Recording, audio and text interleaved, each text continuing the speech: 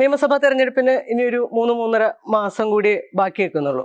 അപ്പോൾ മതേതരമാണ് വിശേഷിപ്പിക്കപ്പെടുന്ന കേരളത്തിൻ്റെ ഒരു രാഷ്ട്രീയ മണ്ഡലം വളരെ അശ്ലീലമായിട്ടുള്ളൊരു രാഷ്ട്രീയ സാഹചര്യത്തിലേക്ക് പോകുന്ന ഒരു കാഴ്ചയാണ് നമ്മളിപ്പോൾ അടുത്ത കാലത്തായിട്ട് കണ്ടുകൊണ്ടിരിക്കുന്നത്.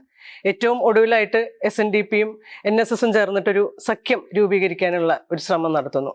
ഇതിനു മുമ്പ് ഇതേപോലെ 2012 ഇതേപോലെ ഒരു സഖ്യ രൂപീകരണ കാലത്ത് കേരളത്തിൻ്റെ ഇന്നത്തെ മുഖ്യമന്ത്രിയും അന്നത്തെ പാർട്ടി സെക്രട്ടറി ആയിരുന്ന പിണറായി വിജയൻ പറഞ്ഞത് ഇത് വർഗീയമായിട്ടുള്ളൊരു കൂട്ടുകെട്ടാണെന്നും അതിനെ എതിർത്ത് തോൽപ്പിക്കേണ്ടത് ആവശ്യമുണ്ടെന്ന് പറഞ്ഞ CPMൻ്റെ ആ നിലപാട് പക്ഷെ ഇന്ന് ഇതിനൊക്കെയുള്ള ഒരു നിശബ്ദമായിട്ടുള്ള പിന്തുണ കൊടുക്കുന്ന രീതിയിൽ മാറിയിട്ടുണ്ട്. ഒപ്പം തന്നെ സജി ചെറിയാൻ്റെ വർഗീയമായിട്ടുള്ള പരാമർശ പ്രസ്താവനകൾ, AK ബാലൻ്റെ പ്രസ്താവനകൾ, ഇതെല്ലാം കൂടിയിട്ട് കലുഷിതമായിട്ടുള്ള ഒരു സോഷ്യൽ ഫാബ്രിക്കിനെ എങ്ങനെയൊക്കെ വർഗീയമായിട്ട് ഉപയോഗപ്പെടുത്താമെന്ന് ഉള്ള ഒരു രീതിയിലാണ് കാര്യങ്ങൾ മുന്നോട്ട് പോയിക്കൊണ്ടിരിക്കുന്നത്. ഈ ഒരു പശ്ചാത്തലത്തിലാണ് നമ്മൾ ഇന്നത്തെ ചർച്ച മുന്നോട്ട് കൊണ്ടുപോകുന്നത്. മാധ്യമപ്രവർത്തകനും എഴുത്തുകാരനുമായ MP പ്രശാന്ത്, അഭിഭാഷകനും എഴുത്തുകാരനുമായ പ്രമോദ് പുഴങ്കര, അധ്യാപകനും എഴുത്തുകാരനുമായ ദാമോദർ പ്രസാദ്, ട്രൂ കോപ്പി തിങ്കിൻ്റെ എക്സിക്യൂട്ടീവ് എഡിറ്റർ K കണ്ണൻ എന്നിവരാണ് ഈ ചർച്ചയിൽ പങ്കെടുക്കുന്നത്. ഇപ്പം കഴിഞ്ഞ ദിവസമാണ് SNDP കൗൺസിൽ NSS SNDP ഐക്യ ചർച്ചയ്ക്ക് പച്ചക്കൊടി കാട്ടിയത്. അപ്പോൾ അതേ തുടർന്ന് വെള്ളാപ്പള്ളി നടേശൻ്റെ പത്രസമ്മേളനം ഉണ്ടായിരുന്നു. തുഷാർ വെള്ളാപ്പള്ളി യോഗത്തിൻ്റെ വൈസ് പ്രസിഡൻ്റാണ്. അതോടൊപ്പം PDJS എന്ന് പറഞ്ഞ NDA ഘടകകക്ഷിയുടെ പ്രസിഡന്റ് കൂടിയാണ്. അപ്പോൾ അദ്ദേഹമാണ് പെരുന്നയിൽ പോയിട്ട് സുകുമാരനാരെ കണ്ട് ചർച്ച തുടങ്ങി വയ്ക്കുക. വെള്ളാപ്പള്ളിയുടെ വാർത്താ സമ്മേളനത്തിൽ എന്താണ് ഒരു അജണ്ട, ആ ചർച്ചയുടെ പ്രമേയത്തിലെ സംഭവങ്ങൾ അദ്ദേഹം പറയുന്നുണ്ട്. അതായത് നായാടി മുതൽ നസ്രാണി വരെ എന്നുള്ള ആ പുതിയ മുദ്രാവാക്യത്തിൽ മുസ്ലിങ്ങളും പെടും എന്നാണ് അദ്ദേഹം പറയുന്നത്. തുഷാർ വെള്ളാപ്പള്ളി പറയുന്നത് ജമാഅത്തെ ഇസ്ലാമി അടക്കമുള്ള മുസ്ലിം സംഘടനകളുമായിട്ട് ചർച്ച നടത്തും, അതേസമയം മുസ്ലിം ലീഗുമായിട്ട് ചർച്ച നടത്തില്ല എന്ന് തുഷാർ വെള്ളാപ്പള്ളി പ്രത്യേകം പറയുന്നുണ്ട്. ഇതിൻ്റെ പ്രതികരണമായിട്ട് G സുകുമാരൻ നായരാകട്ടെ തുഷാർ വെള്ളാപ്പള്ളിയെ സഹോദരനെ പോലെയോ മകനെ പോലെയോ ഒക്കെ സ്വീകരിച്ച് ആനയിക്കും. അപ്പോൾ ഒരു ചർച്ചയ്ക്കുള്ളൊരു പ്ലാറ്റ്ഫോം ഒരുങ്ങിയിരിക്കുകയാണ്. അപ്പോൾ നമുക്ക് നോക്കിയാൽ അറിയാം, ഈ NSS SNDP ഐക്യത്തിൻ്റെ ഒരു പ്രധാന ഉപഭോക്താവും ഗുണഭോക്താവും ഒക്കെ ഒരു 50കളിലെ ഹിന്ദു മഹാമണ്ഡലത്തിൻ്റെ രൂപീകരണം മുതൽ RSS ആയിരുന്നു. RSSൻ്റെ കാർമ്മികത്വത്തിലായിരുന്നു അതിൻ്റെ ഒക്കെ പ്ലാറ്റ്ഫോം ഒരുക്കുന്നതും ചർച്ചകളൊക്കെ മന്നത്തിൻ്റെ കാലം മുതലേ തന്നെ. പക്ഷെ ഇപ്പോഴത്തെ ഒരു ആൻറ്റി ക്ലൈമാക്സ് എന്ന് പറയാം എന്ന് പോലെ തോന്നുന്നു. LDF പ്രത്യേകിച്ച് CPM കൂടി ഈ ഐക്യ ചർച്ചയെ വളരെ കൗതുകത്തോടും പ്രതീക്ഷയോടും കൂടി ഉറ്റുനോക്കുന്ന ഒരു രാഷ്ട്രീയ സാഹചര്യമുണ്ട് കേരളത്തിൽ. അപ്പം ഇതെങ്ങനെയാണ് ഈ NSSൻ്റെയും SNDPയുടെയും ഈ ഐക്യ ചർച്ച? ഈ ഇലക്ഷൻ്റെ കോണ്ടക്സ്റ്റ് ഉണ്ട്, അത് കഴിഞ്ഞിട്ടും തുടരുമെന്ന് സുകുമാരൻ നായർ പറയുന്നുണ്ട്. അതെങ്ങനെയാണ് ഈ പറഞ്ഞ പോലെ ഒരു ഹിന്ദു വോട്ടുകളുടെ ഏകീകരണം എന്നുള്ള രീതിയിലേക്ക് വികസിക്കുമോ? അത് സംഭവ്യമാണോ ഈ പറയുന്ന പോലെ? അതിൽ RSSനാണോ അതുപോലെ LDFനാണോ ഒരു പ്രത്യക്ഷത്തിലൊരു നേട്ടം ഉണ്ടാക്കാൻ പോകുന്നത്? നമ്മൾ മനസ്സിലാക്കുന്നിടത്തോളം ഇപ്പോൾ NSS SNDP ഐക്യം എന്ന് വിളിക്കുന്നത്, അല്ലെങ്കിൽ അവർ തമ്മിലുള്ള യോജിപ്പിൻ്റെ ഒരു തലമുറ കണ്ടെത്തിയത് വളരെ അവസരവാദമായ പശ്ചാത്തലത്തിലാണ്. എന്ന് വെച്ചാൽ അവരുടെ മുമ്പുള്ള കാര്യങ്ങളൊക്കെ കൂടെ ശരിയായിരുന്നു അർത്ഥം പറയല്ല. പക്ഷെ ഇപ്പോൾ ഉണ്ടായൊരു അവർ തമ്മിലുള്ള സംഭാഷണം വളരെ ആലോചിച്ചിട്ടോ അല്ലെങ്കിൽ പ്രത്യേക ഒരു എന്തെങ്കിലും വിഷയത്തിൻ്റെ പുറത്തൊന്നും ഉണ്ടായതല്ല. അവർക്ക് യോജിക്കുന്ന മേഖലകൾ താരതമ്യം വളരെ കുറവുമാണ്, യോജിപ്പിൻ്റെ മേഖലകൾ വളരെ അധികമാണ്. പക്ഷേ ഈ തവണ അവർ സംസാരത്തിന് സാധ്യത ഉണ്ടായത് ശബരിമല വിഷയത്തിൻ്റെ പശ്ചാത്തലത്തിൽ, പ്രത്യേകിച്ച് ശബരിമല ആദ്യം അയ്യപ്പ സംഘവുമായി ബന്ധപ്പെട്ടാണ് ഈ രണ്ടുപേരും VN വാസവൻ ഒരേ ചരടിൽ കോർക്കാൻ ശ്രമിക്കുന്നത്.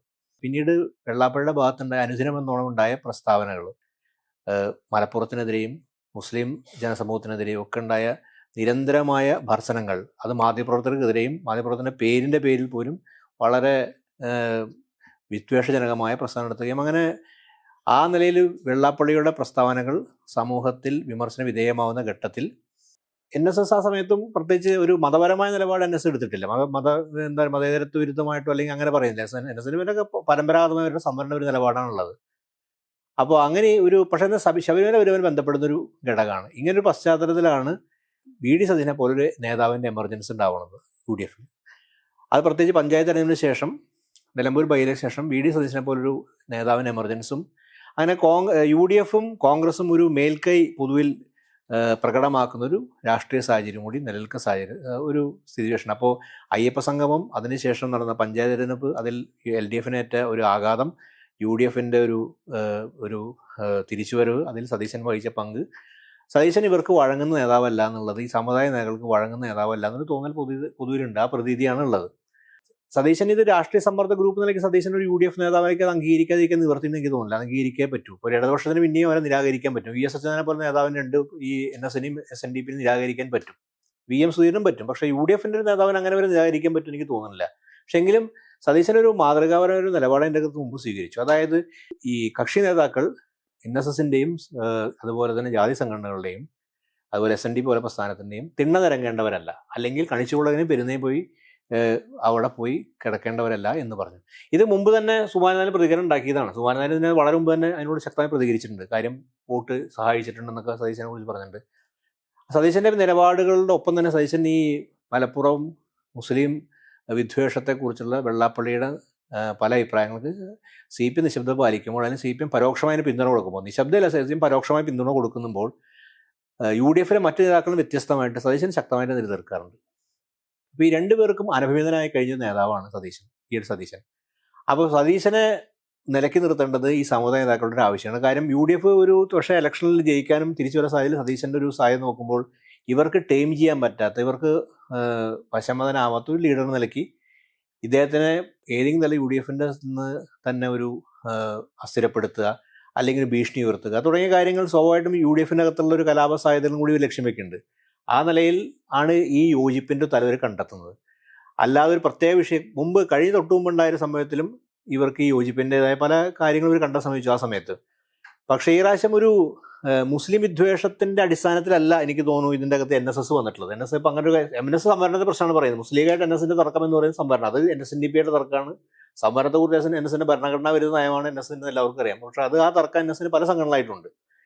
പക്ഷേ സതീശൻ എന്ന ഒരു ആളാണ് NSനെ ഈ കാര്യത്തിൽ ആകർഷിക്കുന്നത്. തീർച്ചയായും നമ്മുടെ സുകുമാരൻ നായർ പിന്നീട് നടത്തിയ ഇൻ്റർവ്യൂവിലൊക്കെ തന്നെ പറയുന്നുണ്ട്, സുകുമാരൻ നായർ താല്പര്യം ഒരുപക്ഷെ BJPയിലാണെന്ന് എനിക്ക് തോന്നുന്നില്ല. കാര്യം അയാൾക്ക് കോൺഗ്രസ് തന്നെയാണ് പ്രതീക്ഷകൾ പുലർത്തുന്നത്. കാര്യം കോൺഗ്രസിനെയാണ് അയാൾക്ക് കൂടുതൽ നല്ല വശമതലാക്കാൻ പറ്റുമെന്ന് എനിക്ക് തോന്നുന്നുണ്ട്. അപ്പോൾ സമദൂരം പക്ഷേ രമേശ് ചെന്നിന്റെ പേര് ഇടയ്ക്കിടയ്ക്ക് പറയുന്നുണ്ട്. രമേശ് ചെന്നിനെ കുറിച്ചൊക്കെ സൂചിപ്പിക്കുന്നുണ്ട്. രമേശിനെ വേണ്ട പോലെ വഴങ്ങുന്നില്ല എന്നുള്ളൊരു ധ്വനിപ്പിക്കുന്ന രീതിയിൽ പറയുന്നുണ്ട്. അപ്പോൾ ഇവർ ഒരുമിച്ച് നിന്നാൽ ഈ രണ്ട് സമുദായ നേതാക്കൾക്ക് അവർക്ക് ഒരുപാട് നിക്ഷിപ്ത താല്പര്യങ്ങളുണ്ട്. രണ്ടുപേരെ സംബന്ധിച്ചിടത്തോളം സാമുദായിക താല്പര്യങ്ങളും തന്നെ വളരെ പരിമിതമാണ്.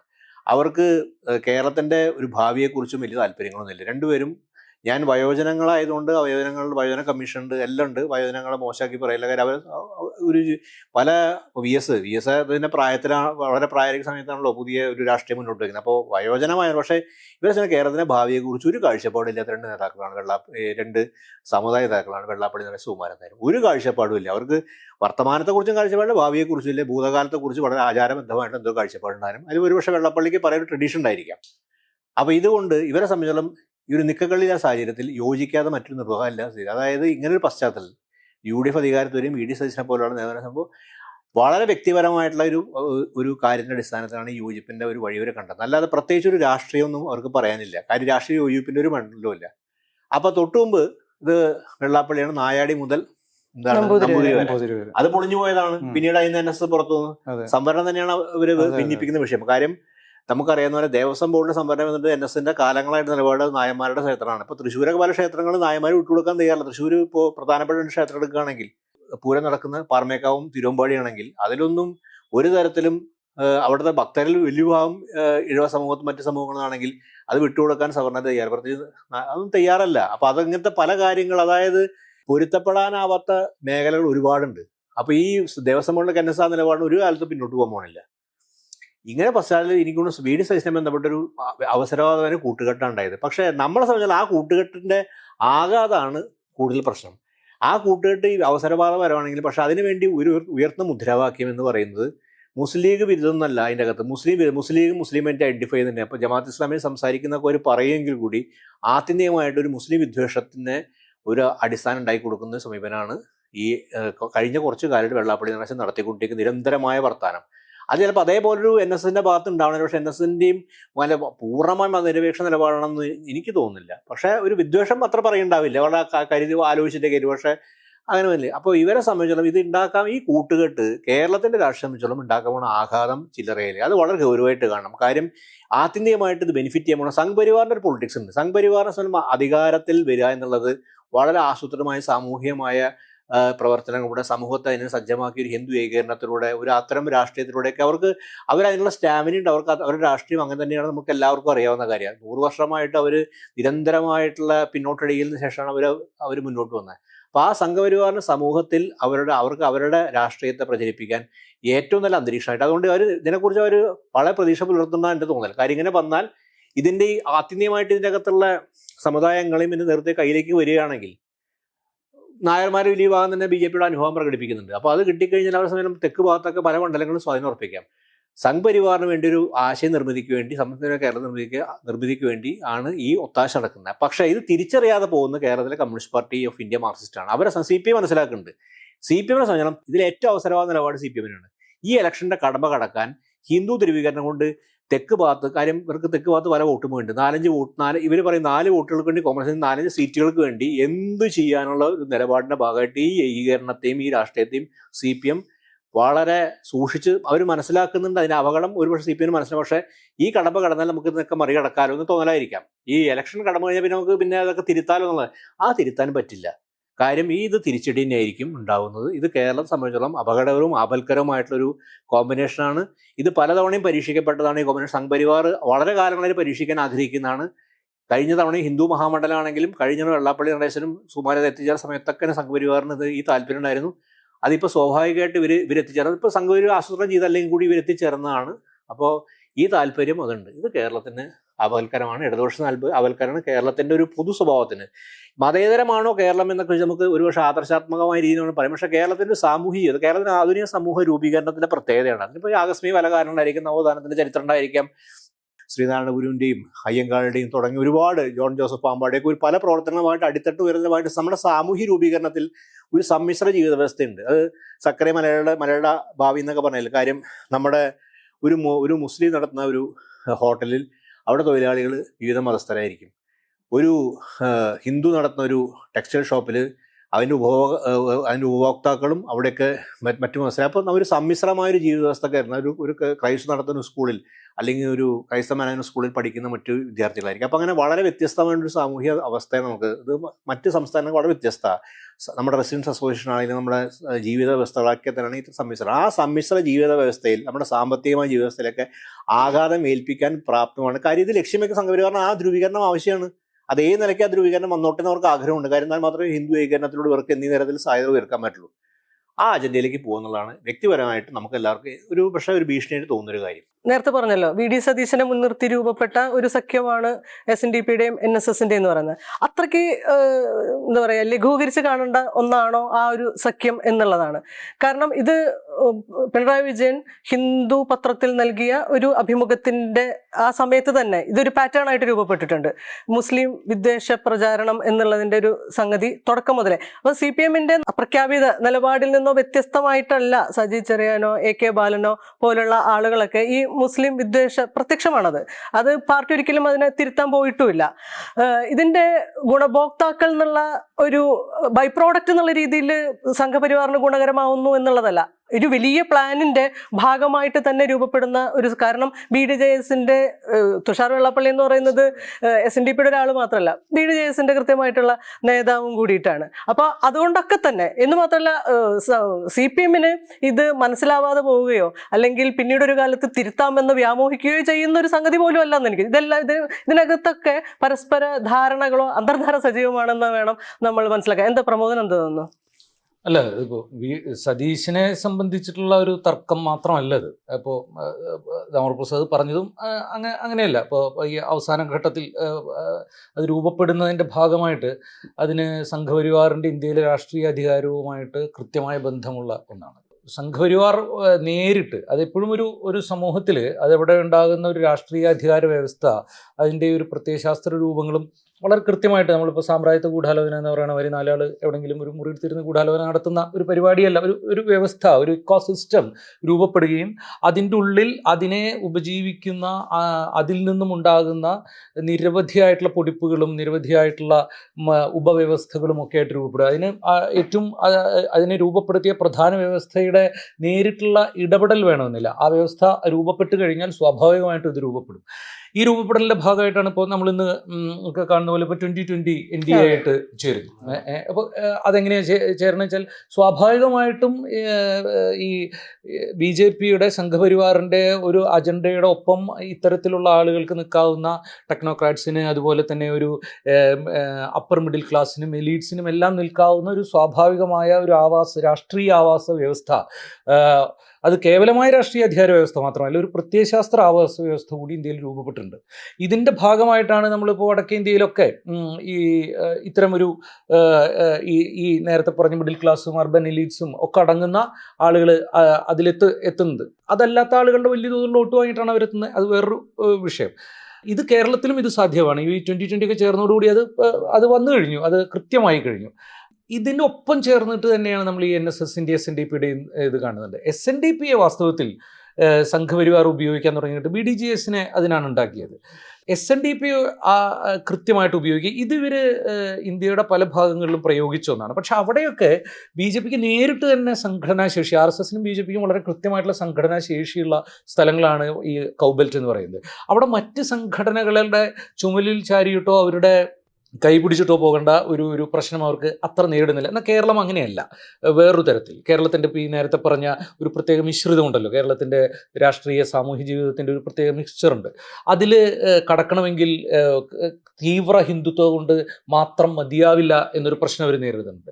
അപ്പോൾ അവർ തിരഞ്ഞെടുക്കുന്നത് യോഗക്ഷേമ സഭയെ അല്ല, SNDP ആണ്. SNDPയെ തിരഞ്ഞെടുക്കുന്നതിന് ഒരു ചരിത്രപരമായ രാഷ്ട്രീയമായ ഒരു തിരഞ്ഞെടുപ്പാണത്. കാരണം SNDP എന്ന് പറയുന്നത്, SNDPയുടെ ചരിത്രം എന്ന് പറയുന്നത് വളരെ പുരോഗമനപരം എന്ന് നമ്മളിപ്പോൾ അങ്ങനെ കണക്കാക്കാവുന്നത് മാത്രമൊന്നുമല്ല. SNDPയുടെ ചരിത്രം വളരെ പിന്തിരിപ്പനായിട്ടുള്ള പതിറ്റാണ്ടുകൾ അതിൻ്റെ ഉള്ളിലുണ്ട്. ശ്രീനാരായണ ഗുരു പോരുന്ന് തന്നെ അത്തരം ഒരു ഇതിലാണല്ലോ. നമ്മൾ ഇതുമായിട്ടൊരു ബന്ധമില്ല എന്ന് പറഞ്ഞിട്ട് ഗുരു പോരുന്ന് തന്നെ ഇത് എങ്ങനെയാണോ ഇത് രൂപപ്പെട്ടു വരുന്നത് എന്നുള്ളതിൻ്റെ ഒരു ധാരണയിലാണ്. പിന്നീട് ഈ R ശങ്കറിൻ്റെ കാലമൊക്കെ എത്തുമ്പോഴേക്കും SNDP തികഞ്ഞ പിന്തിരിപ്പൻ പരിപാടികളിലേക്ക് പോവുകയാണ്. ഈ സ്വതന്ത്ര തിരുവിതാംകൂറിനെ അനുകൂലിക്കുന്ന നിലപാട് SNDP അന്നെടുത്തിട്ടുണ്ട്. അതിനുശേഷം വിമോചന സമരക്കാലത്ത് ശങ്കർ കോൺഗ്രസ് പ്രസിഡന്റായിട്ട് വന്നതിന് ശേഷമാണ് വിമോചന സമരക്കാലത്ത് SNDP കൈമയും മറന്നിട്ട് വിമോചന സമരത്തിന് ഇറങ്ങുന്നത്. മന്നത്ത് പത്മനാഭൻ്റെ ഒപ്പം കൂടിയിട്ട് ഹിന്ദു മഹാമണ്ഡലം ഉണ്ടാക്കുന്നത്. ഇപ്പോൾ കേരളത്തിൽ സംഘപരിവാർ ഇപ്പോൾ ചെയ്തുകൊണ്ടിരിക്കുന്നത്, ഇപ്പോൾ അവരുടെ എന്തോ ഒരു പാട്ട് സംഘമൊക്കെ വന്നിട്ടില്ലേ, സിനിമാ പാട്ടൊക്കെ ഭജന സംഘം, സിനിമ പാട്ടാ പാടുന്നത്. പൊൻപുല്ലരുള്ളി പൂവിതറിയ കാലിന്ത്യ ആടുന്ന വൃന്ദാവനം എന്നൊക്കെ പാടുമ്പോൾ ആൾക്കാർ കൃഷ്ണനാണല്ലോ കാര്യം. തുണി മോഷ്ടിക്കുകയാണെന്ന് വെച്ചാലും കൃഷ്ണനാണല്ലോ, അതാണ് പാട്ടുപ്പതാണല്ലോ. അപ്പോ ഇത് അന്നേ പരീക്ഷിച്ചിട്ടുണ്ട് അമ്പലങ്ങളിലെ ഇതൊക്കെ.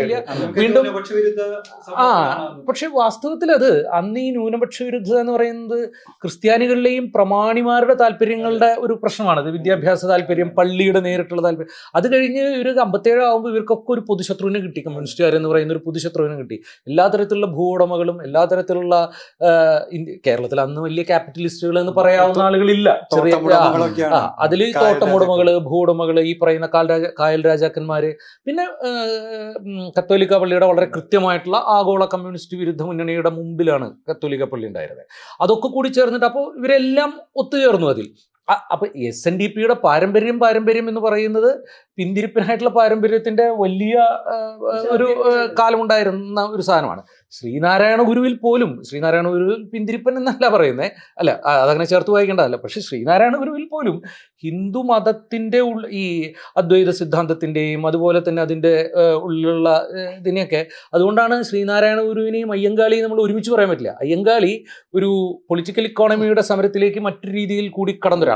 ശ്രീനാരായണ ഗുരു മറ്റൊരു തരത്തിലുള്ള ആളായിരുന്നു. ആത്യന്തികമായി അദ്ദേഹം ഒരു ഒരു സന്യാസിയാണ്. മൂപ്പര് പറഞ്ഞിട്ടുണ്ട്, ബ്രിട്ടീഷുകാരാണ് എനിക്ക് സന്യാസം തന്നത്, നമുക്ക് സന്യാസം.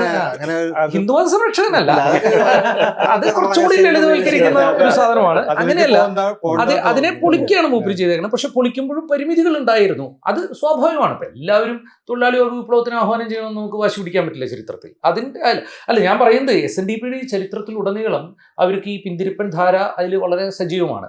വെള്ളാപ്പള്ളി നടേശനിലൊക്കെ എത്തുമ്പോൾ എങ്ങനെയാണോ CPM-ന്റെ നേതാവായിട്ട് പിണറായി വിജയൻ എത്തുന്നത്, അത്തരത്തിലുള്ളൊരു ചരിത്ര നിർമ്മാണ പ്രക്രിയയിലൂടെ തന്നെയാണ് വെള്ളാപ്പള്ളി നടേശൻ ഇതിനാവുന്നത്.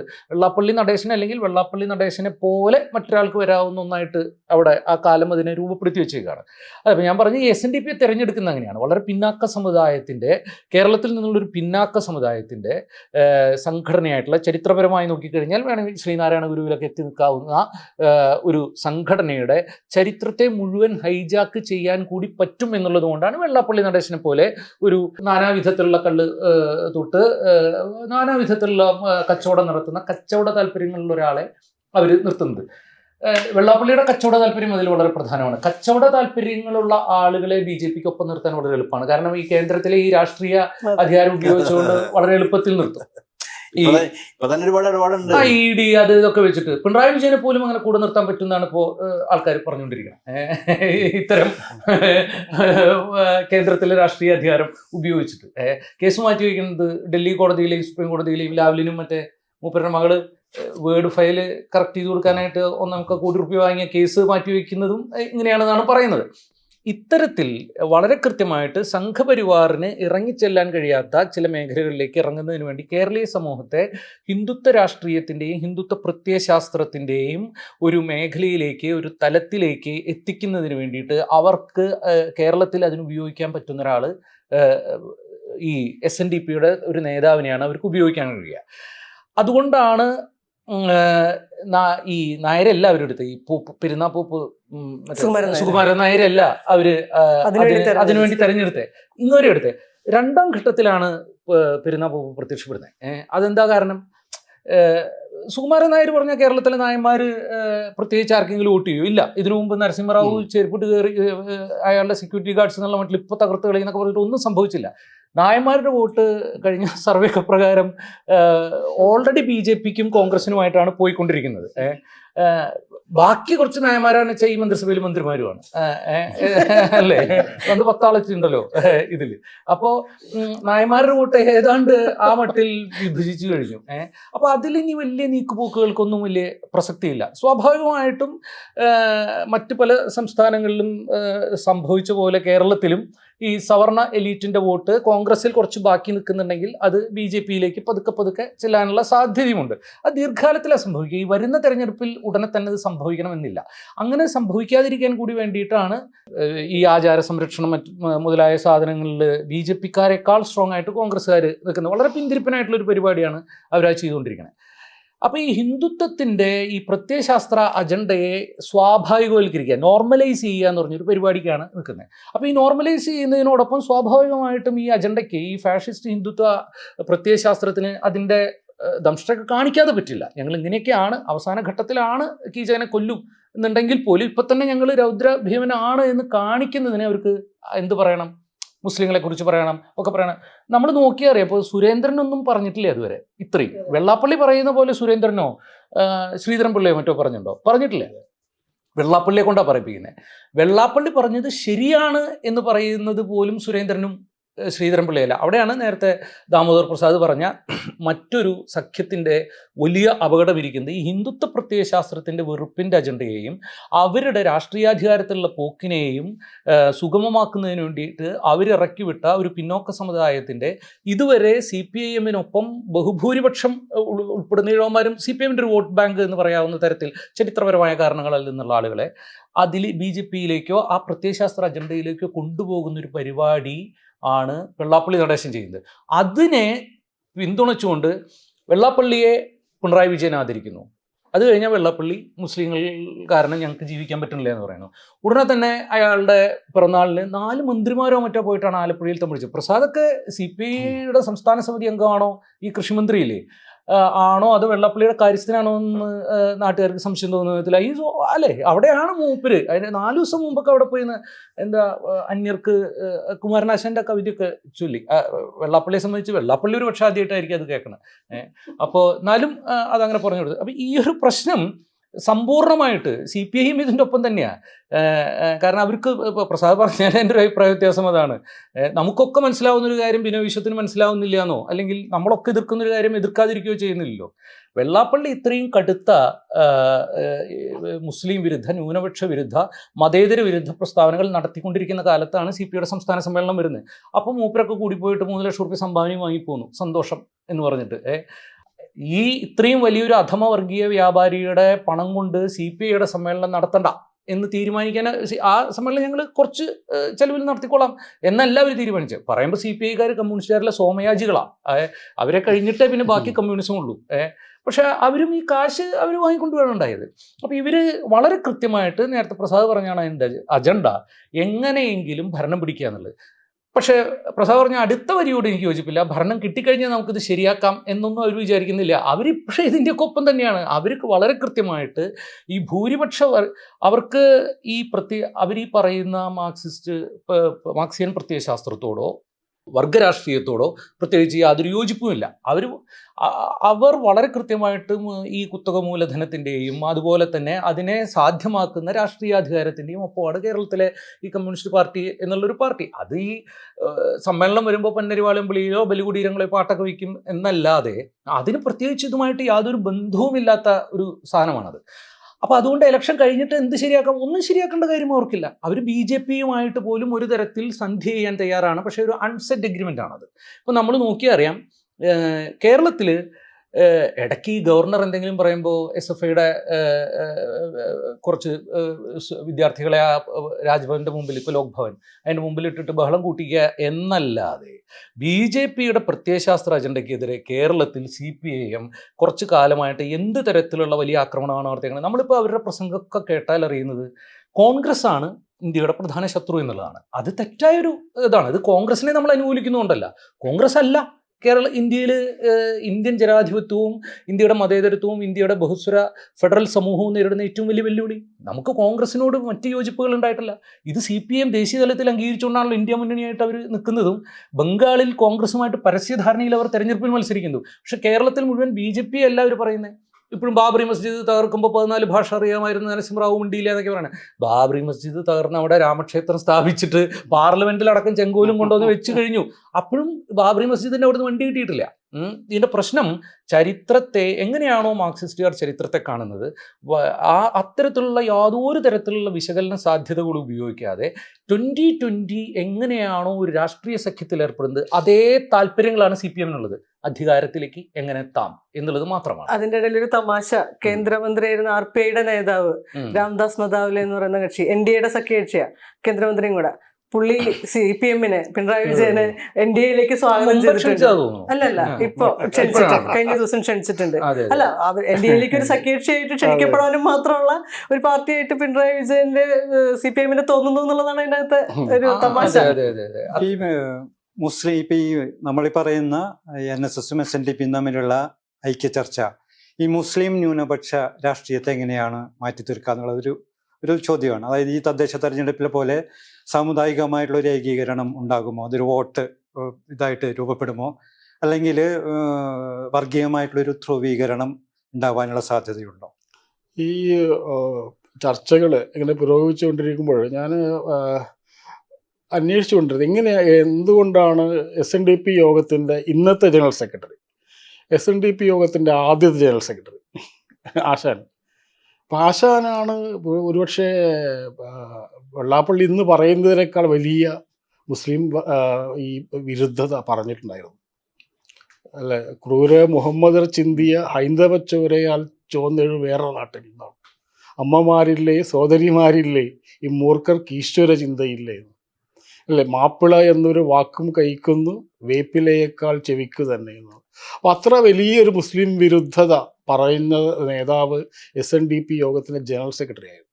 അപ്പോൾ ഞാൻ ഇത്രയും ദിവസം ആലോചിച്ചുകൊണ്ടിരുന്നൊരു കാര്യം, എന്തുകൊണ്ടാണ് ഈഴവ സമുദായം, ഇപ്പം പറഞ്ഞ പോലെ ഈഴവ സമുദായത്തിന് ഇത്ര ഒരു സെൻട്രാലിറ്റി കിട്ടുന്നത്? അപ്പോൾ ഈഴവ സമുദായം എന്നുള്ളത് ഒരു മധ്യവർത്തി സമുദായമാണ്, ഒരു മിഡിൽ നിൽക്കുന്നതാണ്. അത് ഒരു വശത്ത് ഈ സവർണ ഇതിനോട് അതിൻ്റെ ആടയാഭരണങ്ങൾ മുഴുവൻ എടുത്തു ചാർത്തി സ്വയം സവർണറായി അവതരിക്കാനുള്ള ഒരു വലിയ ത്വര നടക്കുന്നുണ്ട്. അതേസമയം തന്നെ ഇവരോട് ഈ പിന്നോക്ക ദളിത് വിഭാഗത്തോട് ചേർന്ന് നിൽക്കണം എന്ന ഒരു നിലപാട് വരുന്നുണ്ട്. അപ്പോൾ ഒരു വലിയൊരു സ്വത്വ പ്രതിസന്ധിയിലൂടെ കടന്നു പോകുന്ന ഒരു സമുദായമാണ് ഈഴവ സമുദായം എന്നുള്ളത് കൊണ്ട് ഈ മാറ്റം നമ്മൾ എല്ലാ പ്രാവശ്യവും കാണുന്നുണ്ട്. ഈ ഈ ഈ ദുരവസ്ഥ എഴുതാനുള്ള കാരണമായിട്ട് ആശാൻ ആമുഖത്തിൽ തന്നെ പറയുന്നുണ്ട്. ഈ ദുരവസ്ഥ എന്നുള്ളത് തൻ്റെ വിലക്ഷണമായ കവിതയാണ് എന്ന് ആശാൻ പറയുന്നു. ഞാൻ എഴുതുന്ന ഒരു വിലക്ഷണ കവിതയാണ്. അങ്ങനെ വിലക്ഷണമായ ഒരു കവിത എഴുതാൻ ഞാൻ നിർബന്ധിക്കപ്പെടുകയാണ്. കാരണം എന്താണ്? വലിയൊരു ത്രെറ്റ് അപ്പുറം നിൽക്കുന്നുണ്ട്. മാപ്പിള ലഹള എന്ന് പറയുന്ന ആ മലബാർ കലാപം അത് ഹിന്ദു സമുദായത്തിന് മുന്നിൽ ഉയർത്തിയ ഒരു പ്രശ്നമുണ്ട്. അപ്പം നമ്മൾ ജാതീയതയൊക്കെ മറന്ന് എല്ലാവരും ഒന്നിക്കണം. മാറ്റുവിൻ ചട്ടങ്ങളെ എന്ന വാക്ക് ഉപയോഗിച്ചിട്ട് നമ്മുടെ എല്ലാം ഭയങ്കര വിപ്ലവകരമായ മുദ്രാവാക്യമാണെന്ന് പറയാറുണ്ട്. പക്ഷേ ദുരവസ്ഥയുടെ ആ കോണ്ടെക്സ്റ്റിൽ ഇതിൻ്റെ അർത്ഥം എന്ന് പറഞ്ഞാൽ ഈ ചട്ടങ്ങളെ മാറ്റിയിട്ടില്ലെങ്കിൽ ഇതിനെ മുഴുവൻ അട്ടിമറിക്കുന്ന വലിയൊരു സാമൂഹിക വിപ്ലവം നടക്കാൻ പോവുകയാണ്.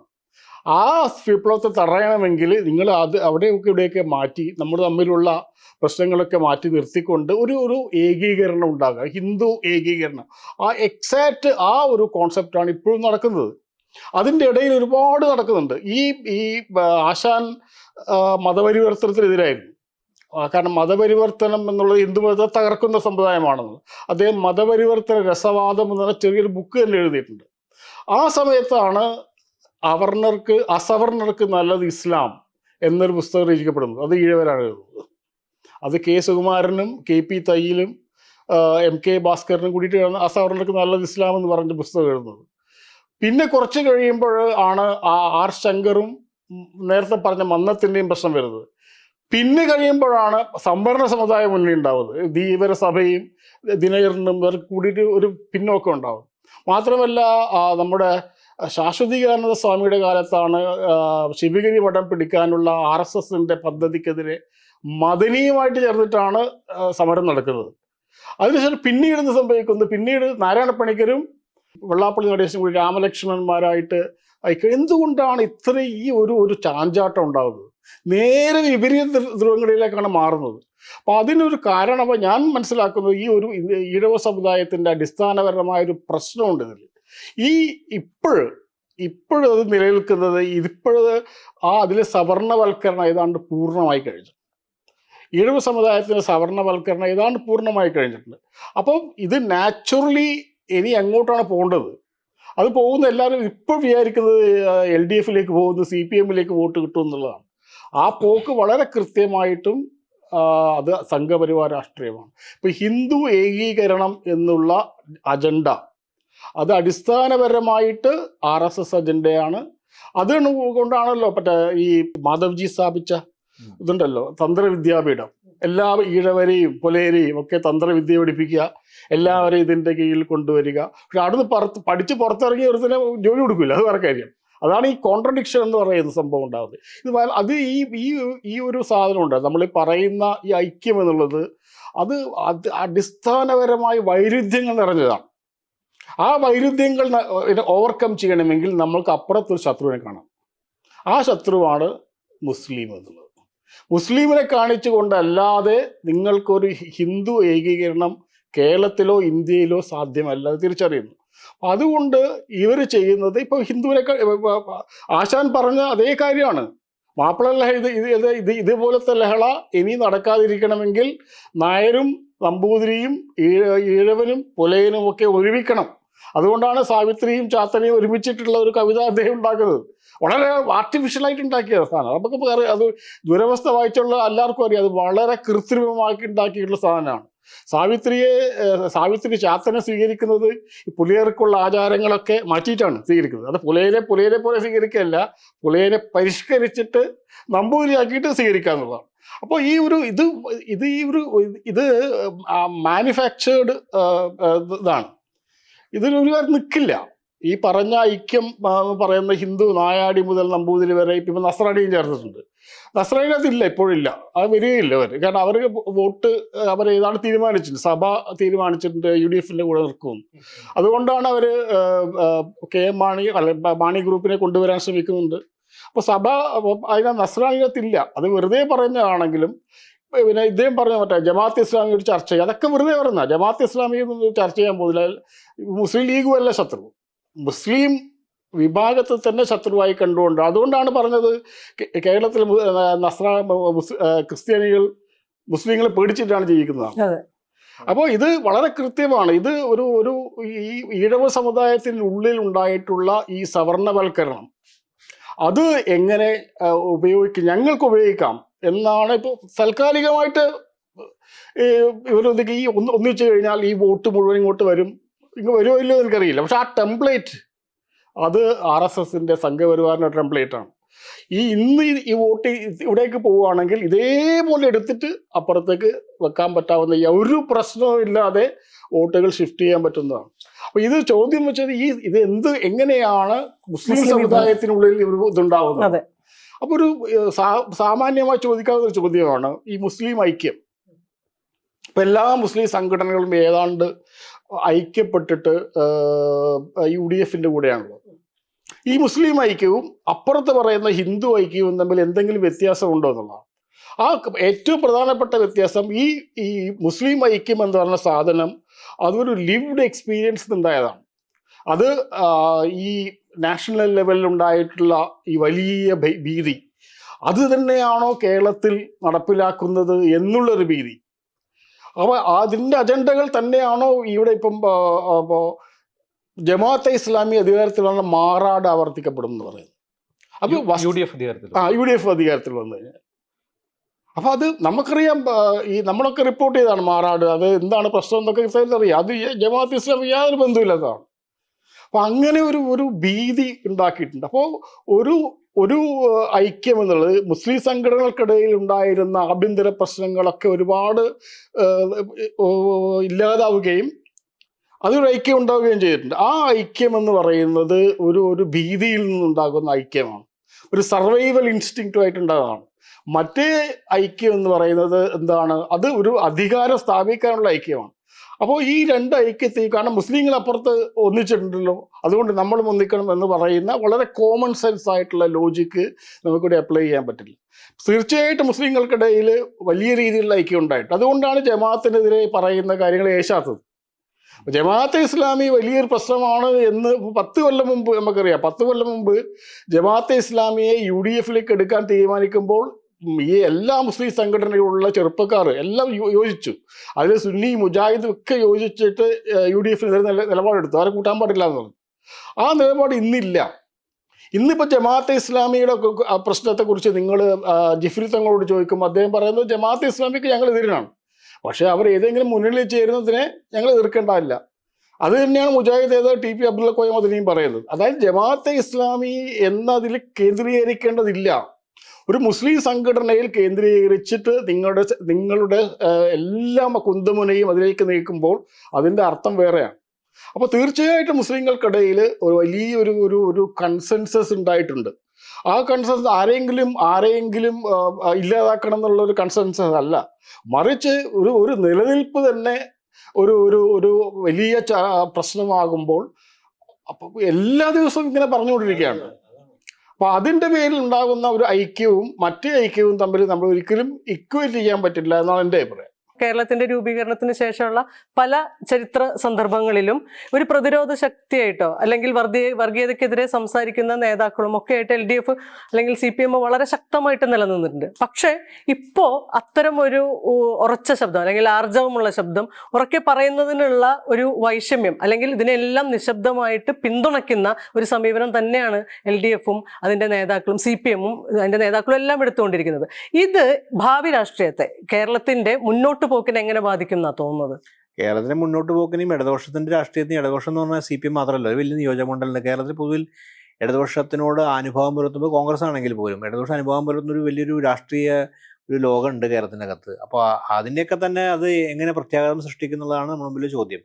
ഇത് പ്രധാനപ്പെട്ട കാര്യം നേരത്തെ പ്രമോദ് പറഞ്ഞ അനുബന്ധം പറയുകയാണെങ്കിൽ, ഇത് ഈ സംഘപരിവാര രാഷ്ട്രീയം ഉത്തരേന്ത്യയിൽ നിന്നുള്ള അവർ കേരളത്തിൽ പ്രയോഗിക്കുന്നത് ചില ഭേദഗതികളോടുള്ള ചില കാര്യമാണ്. അതാണ് ഇതിൻ്റെ അകത്ത് മനസ്സിലാക്കേണ്ട ഒരു പ്രധാനപ്പെട്ട കാര്യമായിട്ട് എനിക്ക് തോന്നുന്നത്. ഉത്തർപ്രദേശിലും മധ്യപ്രദേശിലും ബീഹാറിലും ഇവർ സോഷ്യൽ എഞ്ചിനീയറിംഗ് ഇവരുടെ പ്രധാനപ്പെട്ട രാഷ്ട്രീയമാണ്. നമ്മൾ പലപ്പോഴും മിസ് ചെയ്യുന്നൊരു പൊളിറ്റിക്സ് ഇപ്പോഴും അതൊരു ദളിത് വിമർശനം, ഈ കീഴാള വിമർശനം RSNോടുണ്ട്. ആ വിമർശനം പ്രസക്തമാണ്. പക്ഷേ RSS അതിൻ്റെ രാഷ്ട്രീയമായിട്ട് മറ്റേത് പ്രസ്ഥാനത്തെക്കാളും സ്വയം നവീകരിക്കാൻ തയ്യാറുള്ള പ്രസ്ഥാനമാണ്. അത് നമ്മൾ ഈ 100 വർഷം കണ്ടൊരു കാര്യം. കമ്മ്യൂണിസ്റ്റ് പാർട്ടി പലപ്പോഴും സ്വയം നവീകരിക്കാൻ വിമുഖത കാണിച്ചപ്പോൾ RSS നവീകരിക്കുക എന്ന് പറയുന്നത് എപ്പോഴും പുരോഗമനപരമായിട്ടോ നല്ല ഒരു പുതിയ ജീവിത വ്യവസ്ഥയ്ക്ക് വേണ്ടി നവീകരിക്കല്ല, അതിൻ്റെ അധികാര വ്യാപ്തിക്ക് വേണ്ടി നവീകരിക്കുക നടത്തില്ല പറയണം. കാരണം അത് കോർപ്പറേറ്റുകളുടെ നവീകരണ ക്ഷമത ഈ RSS ഉണ്ട്. ആ നവീകരണ ക്ഷമത എന്നാൽ ഒരു ബ്രാഹ്മണിക്കൽ മുഖമല്ല കൊടുക്കുന്നത്. ആത്യന്തികമായിട്ട് ഒരു ബ്രാഹ്മണിക്കൽ ഒരു ഭരണാധികാരത്തിന് വേണ്ടി അവർ ശ്രമിക്കുമായിരിക്കാം, അത് നടപ്പാക്കുമായിരിക്കാം. പക്ഷെ അതിലേക്ക് എത്താനുള്ള വഴി അവരെ സംബന്ധിച്ചിടത്തോളം മറ്റു രീതിയിലാണ്. ഈ സോഷ്യൽ എഞ്ചിനീയറിംഗിൽ മുഖ്യ ശക്തി എന്ന് വിളിക്കുന്നത് OBC ആണ്. OBCയെ കേന്ദ്രീകരിച്ചാണ് സംഘ് പരിവാറിന്റെ സോഷ്യൽ എഞ്ചിനീയറിംഗ് പൊളിറ്റിക്സ് UP യിലാണെങ്കിലും മധ്യപ്രദേശിലാണെങ്കിലും ബീഹാറിലാണെങ്കിലും നടന്നുകൊണ്ടിരിക്കുന്നത്. അതിൻ്റെ വിജയം എല്ലാ സ്ഥലത്തും അവർ കൊയ്തെടുത്തിട്ടുണ്ട്.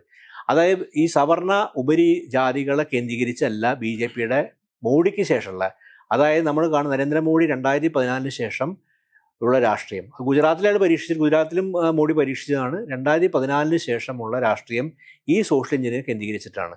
അതുപോലത്തെ കാണാൻ പറ്റുന്ന കാര്യം, അവർ നേതൃസ്ഥാനത്തേക്ക് കൊണ്ടുവരുന്നതും ഒരുപക്ഷെ OBCയിലുള്ള നേതാക്കളായിരിക്കും, അല്ലെങ്കിൽ അടിത്തട്ട് ജനവിഭാഗ നേതാക്കളെ. അപ്പോൾ ഈ ഒരു സോഷ്യൽ എഞ്ചിനീയറിംഗ് പൊളിറ്റിക്സ് BJPയെ സംബന്ധിച്ചിടത്തോളം ഏറ്റവും പ്രധാനമുണ്ട്. ആ സോഷ്യൽ എഞ്ചിനീയറിംഗ് പൊളിറ്റിക്സ് എന്ന് പറഞ്ഞാൽ ഏകീകരണത്തിൻ്റെ രാഷ്ട്രീയത്തിന് ഏറ്റവും പ്രസക്തമാണ്. കാര്യം സവർണ രാഷ്ട്രീയത്തെ മാത്രം കേന്ദ്രീകരിച്ച് പോവുകയാണെങ്കിൽ അതൊരു ചെറിയൊരു എക്സ്ക്ലൂസീവ് പൊളിറ്റിക്സായി നിൽക്കുകയും അതിന് വികസിക്കാനുള്ള സാധ്യത വളരെ കുറവാണ്. ആദ്യ ഹിന്ദുരാഷ്ട്ര സങ്കല്പത്തിൽ ഒരു സാമൂഹ്യ ഒരു ഓർഡറിനെ കുറിച്ച് സങ്കല്പമുണ്ട്. അതിനകത്ത് ഈ പറഞ്ഞ പോലെ ചാതുർവർണ്ണ വ്യവസ്ഥയും ജാതി വ്യവസ്ഥയൊക്കെ ഉണ്ട്. പക്ഷേ RSS സ്വയം നവീകരിച്ചുകൊണ്ട് അതിന് അപ്പുറത്തേക്കുള്ള രാഷ്ട്രീയം പറയുന്നുണ്ട്. ഒരു ഹിന്ദു സമഗ്രാധിപത്യ വ്യവസ്ഥ, ഒരു ഹിന്ദു ടോട്ടലിറ്റേറിയനിസമാണ് RSS മുന്നോട്ട് വയ്ക്കുന്ന രാഷ്ട്രീയം. അതിന് നവീകരിക്കാൻ ആ നവീകരണ ക്ഷമതയോടെ അവർ പ്രവർത്തിക്കുന്നത്. അതിലേക്കുള്ള ഏറ്റവും വലിയ ജനസംഖ്യ എന്ന് വിളിക്കുന്ന OBC വിഭാഗങ്ങളും എൻ്റെ കൂടെ തന്നെ ഈ കീഴാള ജനവിഭാഗങ്ങളാണ്. ഇവരെ കേന്ദ്രീകരിച്ചുകൊണ്ട് മാത്രമേ ഈ രാഷ്ട്രീയത്തിനൊരു പുതിയ മുഖം നൽകാൻ അവർക്ക് സാധിക്കുള്ളൂ. അപ്പോൾ ഈ ഏകീകരണത്തിൻ്റെ രാഷ്ട്രീയത്തിൽ കേരള സംബന്ധിച്ചിടത്തോളം ഏറ്റവും പ്രധാനപ്പെട്ട ഒരു സാമൂഹ്യ വിഭാഗം, നേരത്തെ MP പ്രശാന്ത് സൂചിപ്പിച്ച പോലെ തന്നെ ഇഴവിഭാഗത്തിൻ്റെ ഒരു സ്വത്ത് പ്രതിസന്ധിയാണ് ഇവർ ഏറ്റവും ഉപയോഗിക്കുന്നത്. അതിന് പ്രധാന ചരിത്രപരമായ കാരണങ്ങളുണ്ട്. കാര്യം ഭൂവുടമകളായിരുന്നു. ഇപ്പോൾ നമ്മൾ കേരളത്തിൻ്റെ ഒരു പൊതുവാഖ്യാനത്തിൽ കേരളത്തിലെ തീയ ഒരു ബന്ധത്തിൻ്റെ നമ്മൾ കാണുമ്പോൾ അത് രണ്ട് വിഭാഗം അതിൻ്റെ അകത്ത് കാണാൻ പറ്റും. സാമ്പത്തികമായിട്ട് പിന്നോക്കാവസ്ഥയിലുള്ളവരുണ്ടായിരിക്കും, പക്ഷെ അതേസമയം തന്നെ വൻകിട ഭൂവുടമകളും വൻ വിദ്യാഭ്യാസം നടത്തിയ വിദ്യാഭ്യാസം നേടിയവരും അങ്ങനെയുള്ള ഉന്നത തലങ്ങളിൽ വ്യവഹരിച്ച ആൾക്കാരും അതിൻ്റെ അകത്തുണ്ട്. ജാതി വ്യവസ്ഥയുടെ ഭാഗം കൊണ്ട് ഇപ്പോൾ ചാന്നാർക്ക് കാർ ഓടിച്ച് നഗരത്തിലൂടെ പോകാൻ പറ്റും, പക്ഷേ സമ്പന്നരായിരുന്നു അവർ. അപ്പം അങ്ങനെ വിഭാഗം അതിൻ്റെ അകത്ത് എല്ലാ കാര്യത്തിലും. ഇപ്പോൾ ഈ R ശങ്കരൊക്കെ പ്രധാനം സമ്പന്ന വിഭാഗമാണ്. ഈ ഈഴവ സമുദായത്തിലെ സമ്പന്ന വിഭാഗം AP ഉദയഭാനുവിനെ പോലെ ഒരാൾ, വലിയ സമ്പന്നനായിട്ടുള്ള ആളായിരുന്നു കോൺഗ്രസ് നേതാവ് AP ഉദയഭാനു. അപ്പോൾ സമ്പന്ന വലിയ വിഭാഗമാണ്. പക്ഷേ അതേസമയം തൃച്ചംബരം ക്ഷേത്രത്തിൽ പോയപ്പോൾ AP ഉദയഭാനുവിന് എറിഞ്ഞു കൊടുക്കുന്നത് അവിടുത്തെ പൂജാരി പ്രസാദങ്ങളുണ്ട്. പക്ഷേ അത് AP ഉദയഭാനെ പറയുന്നുണ്ട്, പക്ഷേ അതിസമ്പന്നനായിട്ടുള്ളതാണ് അവർ. അപ്പോൾ അങ്ങനെ ആ അതിസമ്പന്ന വിഭാഗം അവരുടെ കൊടുക്കൽ വാങ്ങലും കൂടുതലും ഈ സവർണ സമൂഹവുമായി ബന്ധം, പ്രത്യേകിച്ച് നായർ സമൂഹമായിട്ട് കൂടുതൽ ഇടപാട്, നമ്പൂരിമാരായിട്ടെക്കാളും നായർ സമൂഹമായിട്ട് ഇടപാടിൽ അവർ കൂടുതലുണ്ട്. അപ്പോൾ ആ ഒരു ഐക്യവും ഒക്കെ പല രീതിയിൽ രൂപപ്പെട്ടുണ്ടാവാം. ഇതൊക്കെ പിന്നീട് നമ്മൾ S ഹരീഷിന്റെ കഥകളിലൊക്കെ ഇത് വരുന്നുണ്ട്. കാര്യം മോദസ്ഥനായ അതിലൊക്കെ തന്നെ ഹരീഷ് വളരെ സൂക്ഷ്മത്തിൽ ഈ ഒരു രാഷ്ട്രീയം കൊണ്ടുവരുന്നത് എങ്ങനെയാണ് അതിന്റെ പുതിയ ധ്രുവീകരണം ഉണ്ടാവണം. അപ്പോൾ ഇന്നത് മാറുകയും ഇന്ന് ഒരു തരത്തിൽ വൈവാഹിക ബന്ധങ്ങളിലേക്ക് തന്നെ കടക്കുന്ന വിധത്തിൽ ആ ഒരു ബന്ധം വികസനം, അതൊക്കെ വളരെ നല്ല കാര്യമായിട്ട് കാണുക. ജാതി അതേപോലെ നിൽക്കുക എന്നുള്ളത് അടിസ്ഥാനരഹിതമായിട്ടുള്ള കാര്യമാണ്. പക്ഷെ ജാതി നിർമൂലനവും ജാതി നിർമ്മാർജ്ജനത്തിന് പകരം അത് പുതിയൊരു തരത്തിലെ ഏകീകരണത്തിലേക്കും പുതിയൊരു ശത്രുവെ കണ്ടെത്തുന്ന ഏകീകരണത്തിലേക്കാണ് മാറുന്നത്. അപ്പോൾ ഈ OBC സോഷ്യൽ എഞ്ചിനീയറിംഗ് എന്നുള്ളത് BJPയുടെ കോർ പ്രോജക്റ്റാണ്. ആ കോർ പ്രോജക്റ്റിന് ഏറ്റവും ഐഡന്റിഫൈ ചെയ്തത് നേരത്തെ പ്രമോദ് സൂചിച്ചത്, കേരളത്തിൽ ഒരു നായർ സമൂഹത്തെ കേന്ദ്രീകരിച്ച് ആ പ്രോജക്റ്റ് മുന്നോട്ട് പോവില്ല, അല്ലെങ്കിൽ നമ്പൂരി സമൂഹത്തെ കേന്ദ്രീകരിച്ച് പ്രോജക്റ്റ് പോയില്ല. കാര്യം അത് പരാജയപ്പെടും. കാര്യം എക്സ്ക്ലൂസീവായിട്ട് പഴയ തരത്തിൽ നിൽക്കാൻ പറ്റും. അതാണ് KG മാരാറിൻ്റെയും മറ്റേ O രാജഗോപാലിന്റെയും രാമപിള്ളയുടെ കാലത്തുള്ള BJPക്ക് വികസിക്കാൻ സാധിക്കാതെ എണ്ണക്കുറവ് കൊണ്ടും കൂടിയാണോ? എണ്ണക്കുറവും താരതമ്യം, പിന്നെ ഈ നായർ സമൂഹത്തിന് കോൺഗ്രസ് ആയിട്ടുള്ള ഒരു ആഭിമുഖ്യം, അതുപോലെ തന്നെ നമ്പൂരി സമൂഹത്തിന് കേരള സമൂഹത്തിന്റെ പുറത്തൊരു എന്താ പറയുക മറ്റു തരത്തിൽ ഒരു പ്രീസ്ലി ക്ലാസ്സിനപ്പുറം വ്യവസായം, വിദ്യാഭ്യാസം തുടങ്ങിയ മേഖല ഒരു നമ്പൂരി സമയത്ത് വലിയ തരത്തിലുള്ളൊരു ഇതില്ല. ഈ ഒരുപക്ഷെ EMS നമ്പൂരി പോലെ ഒഴിച്ചാൽ അങ്ങനെ തരത്തിൽ അങ്ങനെ ഒരു തലമുറയ്ക്ക് ഉണ്ടായിരിക്കും, പക്ഷെ അതിനപ്പുറത്തേക്ക് ഇതില്ല. പക്ഷേ വ്യവസായം, വിദ്യാഭ്യാസം, ജീവിതത്തിൻ്റെ നാനാ തുറകളിൽ നായർ സമുദായത്തിനുള്ളൊരു പിൽക്കാലത്ത് പ്രാബല്യം അതിൻ്റെ അകത്തുണ്ട്. പക്ഷേ എന്നിരുന്നാലും അത് താരതമ്യം ജനസംഖ്യയിലും കുറവാണ്. പക്ഷേ ഈ ഒരു കേന്ദ്രീകരിച്ചുകൊണ്ട് പ്രവർത്തനം നടത്തിയാൽ അത് എക്സ്ക്ലൂസീവായി മാറും. പക്ഷേ ഇഴവ സമുദായത്തിൻ്റെ പ്രത്യേകത ഈ സമുദായം വലിയ തോതിൽ വ്യാപരിച്ച് കിടക്കുന്നുണ്ട്, എല്ലാ മേഖലയ്ക്കും വ്യാപരിച്ച് കിടക്കുന്നുണ്ട്. അത് വിദ്യാഭ്യാസമാണെങ്കിലും വ്യവസായമാണെങ്കിലും കാർഷികനും സമ്പന്നരായ വിഭാഗമുണ്ട്. അതേപോലെ തന്നെ മറ്റു തലങ്ങളിലേക്ക് പോകുന്ന ഒരു വലിയൊരു OBC കേന്ദ്രീകരിച്ച രാഷ്ട്രീയ കൊണ്ടുവന്നാൽ അത് നിർണായകമായ രീതിയിൽ BJPയെ സംബന്ധിച്ച് വളരാനും ആധിപത്യം ഉറപ്പിക്കാനും, കേരളത്തിലെ ആധിപത്യം ഉറപ്പിച്ചാൽ ഉത്തർപ്രദേശിലും ബീഹാറിലും മധ്യപ്രദേശിലൊക്കെ നിങ്ങൾക്ക് BJP തോൽപ്പിക്കാൻ പറ്റും. കാരണം അവിടെ പ്രതിരോധ ശക്തികൾ വളരെ അവരുടെ ആ ഇക്വേഷൻസ് എപ്പോൾ വേണമെങ്കിൽ മാറാം. കാര്യം അവിടുത്തെ സ്ട്രോങ് ആയിട്ടൊരു OBC പൊളിറ്റിക്സ്, അതുപോലെ തന്നെ അവിടുത്തെ കാസ്റ്റ് പൊളിറ്റിക്സ് ഒക്കെ വേറെ രീതിയിൽ അതിന് വേറെ സ്വഭാവം പ്രകടിപ്പിക്കാൻ പറ്റും. പക്ഷെ കേരളത്തിൽ ഇഴവ സമുദായം, തീയ സമുദായം വലിയൊരു ഭാഗവും നായർ സമുദായത്തിൻ്റെ ഒരു ഭാഗവും BJP കേന്ദ്രീകരിച്ചാൽ എങ്ങനെയാണോ ബംഗാളിൽ കമ്മ്യൂണിസ്റ്റ് പാർട്ടി തകർന്നു പോയത്, അതിന് എങ്ങനെയാണോ സോവിയറ്റ് യൂണിയനിൽ തകർന്നത്, അതിനേക്കാളും ഒരു തകർച്ച കമ്മ്യൂണിസ്റ്റ് പാർട്ടി ആയിരിക്കും ആദ്യം നേരിടുക, കോൺഗ്രസ് ആയിരിക്കും നേരിടുക. കോൺഗ്രസ് പിന്നെയും സർവൈവ് ചെയ്യും. കാര്യം കോൺഗ്രസ് സംബന്ധിച്ചോളം അതിന് ന്യൂനപക്ഷ ബേസ് ഒക്കെ തരത്തിൽ അതിന് നിലനിന്ന് പോകാനുള്ള മറ്റു സ്കോപ്പുണ്ട്. വലിയ തോതിലായിരിക്കും അത് നിലനിന്നും. പക്ഷെ ആ BJP അതിൻ്റെ മുഴുവൻ BJP സംഘപരിവാർ രാഷ്ട്രീയം അത് മുഴുവനായിട്ട് ഗെയിൻ ചെയ്യും. അതിലേക്കുള്ള പാലം വളരെ ആസൂത്രിതമായി നിർമ്മിച്ചിട്ടുള്ളവർ BJDS നിർമ്മിച്ച് തന്നെ ശിവസേന പോലെ ആ അർത്ഥത്തിലൊരു പ്രാദേശിക പാർട്ടി രൂപീകരിച്ച് ഇഴവ സമൂഹത്തിലേക്ക് ഒരു പാലം നിർമ്മിക്കുകയായിരുന്നു. അതിനെ കൊണ്ടുവരാനുള്ളത് കോവിഡിന്റെ കാലഘട്ടത്തിലാണ്. പിണറായി വിജയനെ സംബന്ധിച്ചിടത്തോളം പ്രധാനപ്പെട്ട കാര്യം തിരിച്ചറിവുണ്ടായത്. കോവിഡിന്റെ കാലഘട്ടം വ്യത്യസ്തമാണ്. കോവിഡിന്റെ കാലത്തിൽ മനുഷ്യരെല്ലാവരും മനുഷ്യരാവാൻ നിർബന്ധ സാഹചര്യമായിരുന്നു. കാര്യം വൈറസ് ജാതിയും അത് നോക്കിയില്ല. എല്ലാവരും പ്രതിസന്ധിയിലായി. തൊഴിൽ പ്രതിസന്ധി, ജീവിത പ്രതിസന്ധി, ഭക്ഷണം കഴിക്കാനുള്ള പ്രതിസന്ധി. ഈ പ്രതിസന്ധി കോവിഡ് വലിയ ആഘാതം സൃഷ്ടിച്ചു. ഈ ഘട്ടത്തിൽ എന്തുണ്ടായിട്ടുണ്ട്? BJDSലെ വോട്ടുകൾ തൃശ്ശൂരൊക്കെ നോക്കാം. എന്തുകൊണ്ട് തൃശ്ശൂർ 13 സീറ്റിലും BJDS വോട്ട് CPM-നാണ് കിട്ടിയിട്ടുള്ളത്? ആ വോട്ടയിലേക്ക് ഒരു കാര്യം കോവിഡ് ഉണ്ടാക്കിയ പ്രതിസന്ധിയിൽ മറ്റെല്ലാം വിസ്മരിക്കപ്പെടുകയും അന്ന് ഭരണാധികാരത്തിരുന്ന ഗവൺമെന്റിന് അനുകൂലമായിട്ടൊരു കാര്യം ഒരു അതിജീവനത്തെ പ്രശ്നമുണ്ട്. ആ സമയത്തെല്ലാം BJDSന്റെ ഒക്കെ വലിയ തോതിൽ വോട്ട് CPM-ന് കിട്ടിയിട്ടുണ്ട്. പക്ഷെ BJDS ഒരു തോറ്റ പരീക്ഷണമല്ലേ? തോറ്റ പരീക്ഷയാണെങ്കിലും അതൊരു ശാക്തിക ചേരി നില ചില കാര്യങ്ങൾ ചെയ്യാൻ പറ്റും. BJDSന്റെ വോട്ട് നിർണ്ണയിക്കാൻ പറ്റിയിട്ടില്ലെങ്കിൽ കൂടി ഒരു ശാക്തിക ചേരി നിൽക്കാൻ ചില ഫലം. ഇപ്പോൾ UDF-നും BJDS-നെ കിട്ടിയാൽ ഒരു സ്വീകരിക്കലതുണ്ടോ, CPM സ്വീകരിക്കലതുണ്ടോ? കാര്യം അതൊരു ശാക്തി. ഇപ്പോൾ NSS ഇപ്പോൾ സുകുമാരൻ നായർ കേരളത്തിൽ വിചാരിച്ചാൽ എത്ര നായന്മാർ വോട്ട് ചെയ്യും? പക്ഷെ അതൊരു എയർ ഉണ്ടാക്കും, ഒരു അന്തരീക്ഷം സൃഷ്ടിക്കാൻ പറ്റും. ആ അന്തരീക്ഷ സൃഷ്ടിയാണ് ഇവർ നോക്കുന്നത്. പക്ഷേ BJDSലുള്ള CPM BJP ഉദ്ദേശിച്ചത് അങ്ങനത്തെ ഒരു ഇതാണ്. പക്ഷെ അത് കോവിഡ് കാലത്ത് വിജയിച്ചില്ല. കാര്യം കേരളത്തിൻ്റെ രാഷ്ട്രീയ സ്ഥിതി വിജയിച്ചില്ല. പക്ഷെ ഇപ്പോഴും BJDS അവിടെയാണ്. BJDSനെ ഏകീകരിക്കാൻ പറ്റും. ആ രീതിയിൽ ഒരു അന്തരീക്ഷം സൃഷ്ടിക്കുന്നുണ്ട്. അതുപോലെ ഈ SNDP യോഗങ്ങളുമായി ബന്ധപ്പെട്ട് നാട്ടിൽ അതിലേക്ക് ഒരു 10-15 വോട്ട് മതി. ഓരോ ബൂത്തിലും മാറ്റാൻ പറ്റും. അതൊക്കെ BJP വൻ വർധന കുതിച്ചൊരു വോട്ട് ഉയർച്ച എല്ലാവരും നോക്കുന്നത്. അവർ പടിപടിയായിട്ട് അവരൊക്കെയുള്ള സ്റ്റാമിന മറ്റു രാഷ്ട്രീയ പല പിണറായി വിജയനും CPM വിചാരിക്കുന്നത് ദീർഘകാല രാഷ്ട്രീയത്തെക്കാൾ ഉപരിയായിട്ട് എങ്ങനെയെങ്കിലും 3-ാം ടൈം കിട്ടുക. അതിനുശേഷം ഇത് സാധനം ഇല്ലാതായാലും കുഴപ്പമില്ലാതെ ഒരു രാഷ്ട്രീയം എനിക്കുണ്ടെന്ന് എനിക്ക് നമ്മൾ ആശങ്കപ്പെടാനുണ്ട്. കാര്യം CPM നിലനിൽക്കുന്നതൊക്കെ രാഷ്ട്രീയ ഭാവിക്ക് വിട്ടുകൊടുക്കാം. പക്ഷേ ഒരു രാഷ്ട്രീയ BJPയും സംഘപരിവാരം പറഞ്ഞ് RS കാണിക്കുന്ന ഒരു സ്റ്റാമിന ഞാൻ സ്റ്റാമിന നല്ല വാക്ക് തന്നെയാണ്. പക്ഷെ അത് കാണിക്കുന്നുവെച്ചിട്ടുണ്ടെങ്കിൽ അവരെ സംബന്ധിച്ച് ദീർഘകാല പ്രോജക്റ്റ് ഉണ്ട്. ഇത് എങ്ങനെയെങ്കിലും ഞങ്ങൾക്ക് 3-ാമത്തെ ടേൺ എനിക്ക് മുഖ്യമന്ത്രി ആവണം, എനിക്ക് വീണ്ടും തിരിച്ചു വരണം, അല്ലെങ്കിൽ ഞങ്ങൾക്ക് തിരിച്ചു വരണം എന്നുള്ളൊരു ധാരണ സൃഷ്ടിക്കുന്നൊരു എന്ന് പറഞ്ഞാൽ അതിൻ്റെ അപ്പുറം കേരളവും അതിൻ്റെ അപ്പുറം രാഷ്ട്രീയമുണ്ട്. അങ്ങനെ അത് ആ ഭാവി പ്രശ്നമേ അല്ലാതിരിക്കും. ബാക്കി എന്തായിക്കോട്ടെ. ഞാൻ നേരത്തെ പറഞ്ഞതൊരു പോസിറ്റീവ് അർത്ഥമല്ല.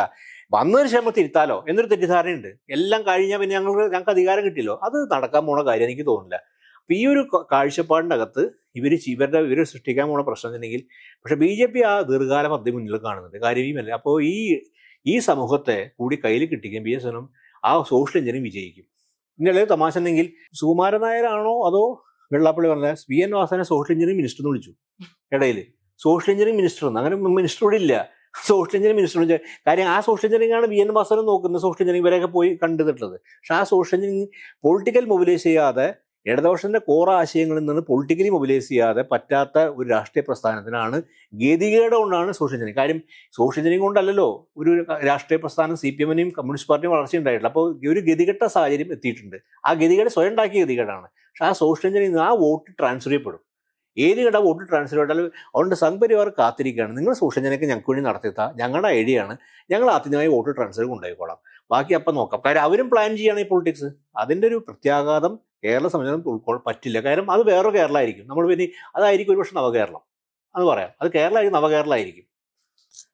ഒരു കാലത്ത് വളരെ ചെറിയ വിഷയങ്ങളിൽ പോലും അല്ലെങ്കിൽ അന്താരാഷ്ട്ര വിഷയങ്ങളിൽ ഉൾപ്പെടെയുള്ള കാര്യങ്ങളിലൊക്കെ വളരെ സൈദ്ധാന്തികമായിട്ടുള്ള വിശകലനം നടത്തിയിരുന്ന ഒരു രീതി CPM-ന് ഉണ്ടായിരുന്നു. ചോദ്യങ്ങളും ഉത്തരങ്ങളുമായിട്ടും വലിയ പ്രസംഗങ്ങളിലൂടെയൊക്കെ സൈദ്ധാന്തിക വിശകലനങ്ങളും വിശദീകരണങ്ങളൊക്കെ നടത്തിയിരുന്നു. പാർട്ടിക്ക് സ്വയം ഇത്തരം കാര്യങ്ങൾ ഇപ്പം ഈ നടക്കുന്ന സോഷ്യൽ എഞ്ചിനീയറിംഗ് മനസ്സിലാവാതെ പോകുന്നതാണ്. മുമ്പൊക്കെ സംഘപരിവാറിനെ അതിനിശിതമായി വിമർശിച്ചിരുന്നവർ ഒരു വിമർശനവും നമ്മളിപ്പോൾ ഒരു പാർട്ടിയിൽ നിന്നും കാണുന്നില്ല എന്നുള്ളതാണ്. അപ്പോൾ ഈ സോഷ്യൽ എഞ്ചിനീയറിംഗും ഈ മാറ്റവും ഭാവി കേരളത്തിനെ പറ്റിയുള്ള ആശങ്കയും CPM-നെ നഷ്ടപ്പെട്ടു കൊണ്ടുവന്ന് പോകുന്നത് ഈ വ്യക്തിപരതയിലേക്ക് ചുരുങ്ങുന്നത് കൊണ്ടാണോ? ഇതിനോട് ഇതൊരു കാര്യം കൂടി പറയാം. ഇപ്പോൾ മലപ്പുറം ജില്ലാ രൂപീകരണ സമയത്ത് അതിഭയങ്കരമായിട്ടുള്ളൊരു വർഗീയ ധ്രുവീകരണം ജനസംഘവും കോൺഗ്രസിന്റെ നേതൃത്വത്തിലാണ് കേളപ്പനൊക്കെ മുന്നോട്ട് വെച്ചത്.